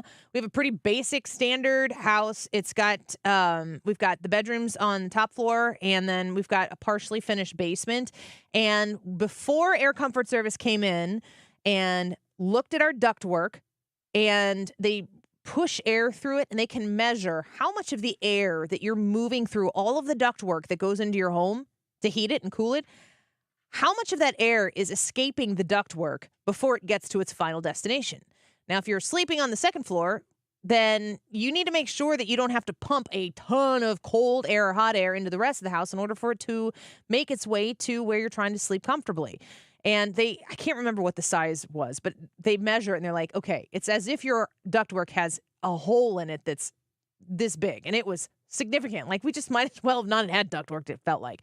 They come in and they seal the whole thing so the air comes out the vents where it's supposed to and not anywhere else, and dramatically makes it simpler to cool and heat our entire house equally. If this sounds like something that you need to have measured at your home or solved at your home, do as I do and get that AeroSeal duct sealing from Air Comfort Service. 314-513-0091. You can find them online at aircomfortservice.com. Mortgage rates have finally dropped. That's right. Golden Oak has 5.375% fixed rates available right now. Our average cash-out customer saves over $1,000 a month. Call today and take advantage of our 5.375 fixed rate. Call 314-567-GOLD. That's 314-567-GOLD. Golden Oak Lending cured my blues. 5.934 APR. FHA 15-year 20% equity qualified credit. Additional terms apply. NMLS 114937. On the battlefield, there's a saying America's military men and women live by. Never leave a fallen warrior behind. Ever. Off the battlefield, Wounded Warrior Project operates with the same goal. Wounded Warrior Project was created to help our men and women returning home with the scars of war, whether those scars are physical or mental. Wounded Warrior Project. We never leave a fallen warrior behind. Ever. Learn more about what we do at woundedwarriorproject.org. Every success you've had began with a great opportunity. Now there's another one. At University of Maryland Global Campus, we provide no-cost digital resources in place of textbooks and most courses. And that's not all. You'll receive your accredited online education at an affordable tuition with a choice for more than 135 degree and certificate programs. With online and hybrid courses, get everything you need to succeed again. Learn more at umgc.edu. Certified to operate in Virginia by Chev. Say hello to Lumi, the whole body deodorant developed with your whole body in mind. Pits, privates, and beyond. It's outrageously effective and clinically proven to block odor all day, anywhere you have body odor and wish you didn't, and keeps controlling odor up to 72 hours. Lumi is different. Developed by an OBGYN, Lumi goes beyond masking odor to control body odor in a way certain other deodorants and soap don't. Start controlling body odor everywhere, not just armpits. Experience whole body freshness from Lumi Whole Body Deodorant today. Go to LumiDeodorant.com to be the best smelling you of all time. There's a special offer for listeners. Use code 203 and get 15% off your first purchase with code 203. Like the Lumi Starter Pack, Acidified Body Wash, or new Lumi Plus Sweat Control. That's LumeDeodorant.com, code 203 for 15% off your first purchase. Love it or return it for free. That's LumeDeodorant.com, code 203 to save 15% today. LumeDeodorant.com. The choice of a lawyer is an important decision and should not be based solely on advertisements. If you've been hurt on the job, you need the best. Onder Law. Hurt on the job? Call Onder Law today for a free review at 314 or 618-9000000. Today's YouTube live chat poll: who wins a 2024 rematch of 2016? That's right, we got Annie freaking out now. Will Donald Trump or Hillary Clinton win that rematch? We need your vote. We've got a lot of votes, but we need a lot more. So what we want you to do is to jump on Annie's YouTube page, youtube.com/@AnnieFry, and jump in the chat and vote. And then leave us a comment and tell us why you voted the way you voted. The time is 2:52. This time check is sponsored by Jerry Kelly Heating and Air Conditioning. It's time for a $98 AC tune-up. We're here to help you get registered to vote, whether you're in Missouri or Illinois. Democracy 2024 on 97.1 FM Talk. If you need help getting registered, go to 971talk.com/vote.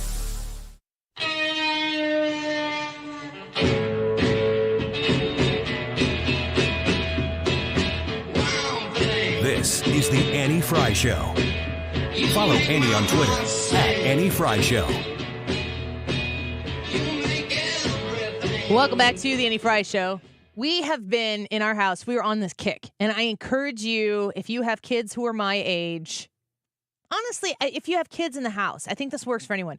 We are going back and watching all of the great movies of probably mid 80s to later, and then the 90s and maybe the early 2000s. But like, just the greats. I don't even have kids and I want to do that. Well, yes. Yeah. Find some kids and watch with them or just watch it with yourself.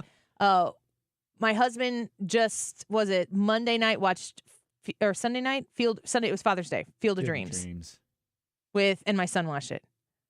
Spoiler alert, I hate that movie. I think it's a bad movie. I can't even remember it. All I remember is the ending. Today, I said that Hillary Clinton looked nice. There's something else I said in the middle of the show that was outrageous. And then I just said Field of Dreams. Adam Kinzinger. Adam Kinzinger for governor of Illinois. That's right. I actually think that I put that in the black hole of my mind to never speak of again. And I just said the Field of Dreams is a bad movie. Is that, anybody else agree with that? I don't know. I can't. The chemistry between Kevin Costner's character and his wife, who happens to be named Annie. All the baseball movies have an Annie in them. The chemistry is weird. It's not there. Mm-mm. And it gets in the way for me. It's too distracting for me. Unpopular opinion, I don't like Field of Dreams. But we watched it, and my son liked it. My husband loves it, so good for that. I think Leave Their Own is up next. We've watched some of it with my kids, but not the whole thing. My husband was out of town this past weekend, and I let the kids stay up till like 1:30 playing video games with me because I'm a cool mom. And I remind them of that when I'm telling them about all of the things they're not allowed to do. I try to be there and do some fun things with them. And it was like 1:30 in the morning, and we turned the game system off the screen, and we have a Vizio TV, and there's like this Vizio interface, and it gives you all of the suggestions of movies that you can watch. And then if you click on it, it'll say, here are the platforms you can watch it on. And Signs came up.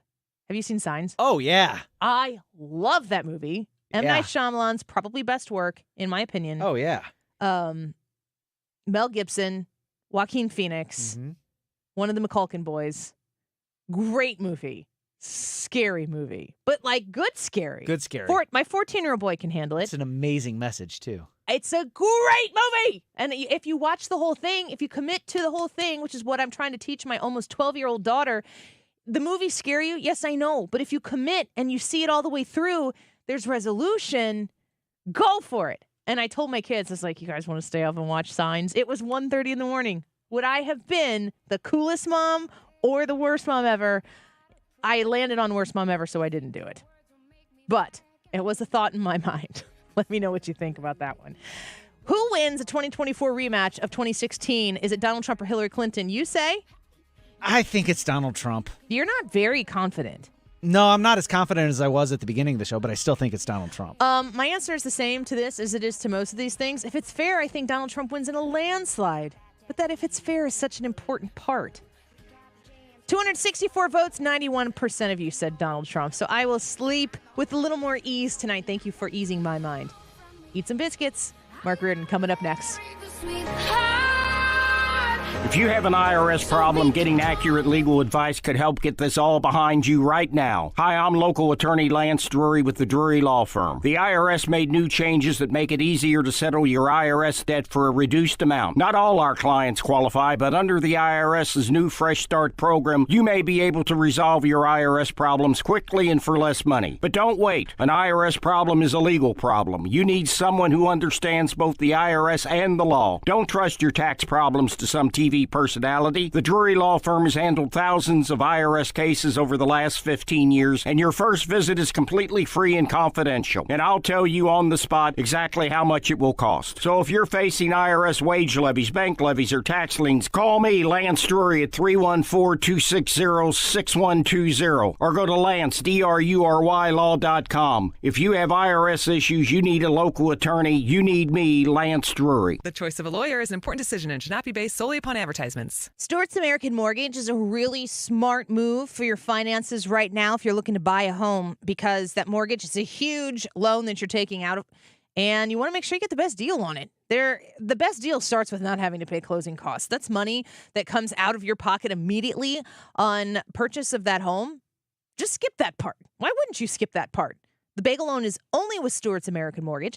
And you can call him directly or text him directly at 314-324-4440.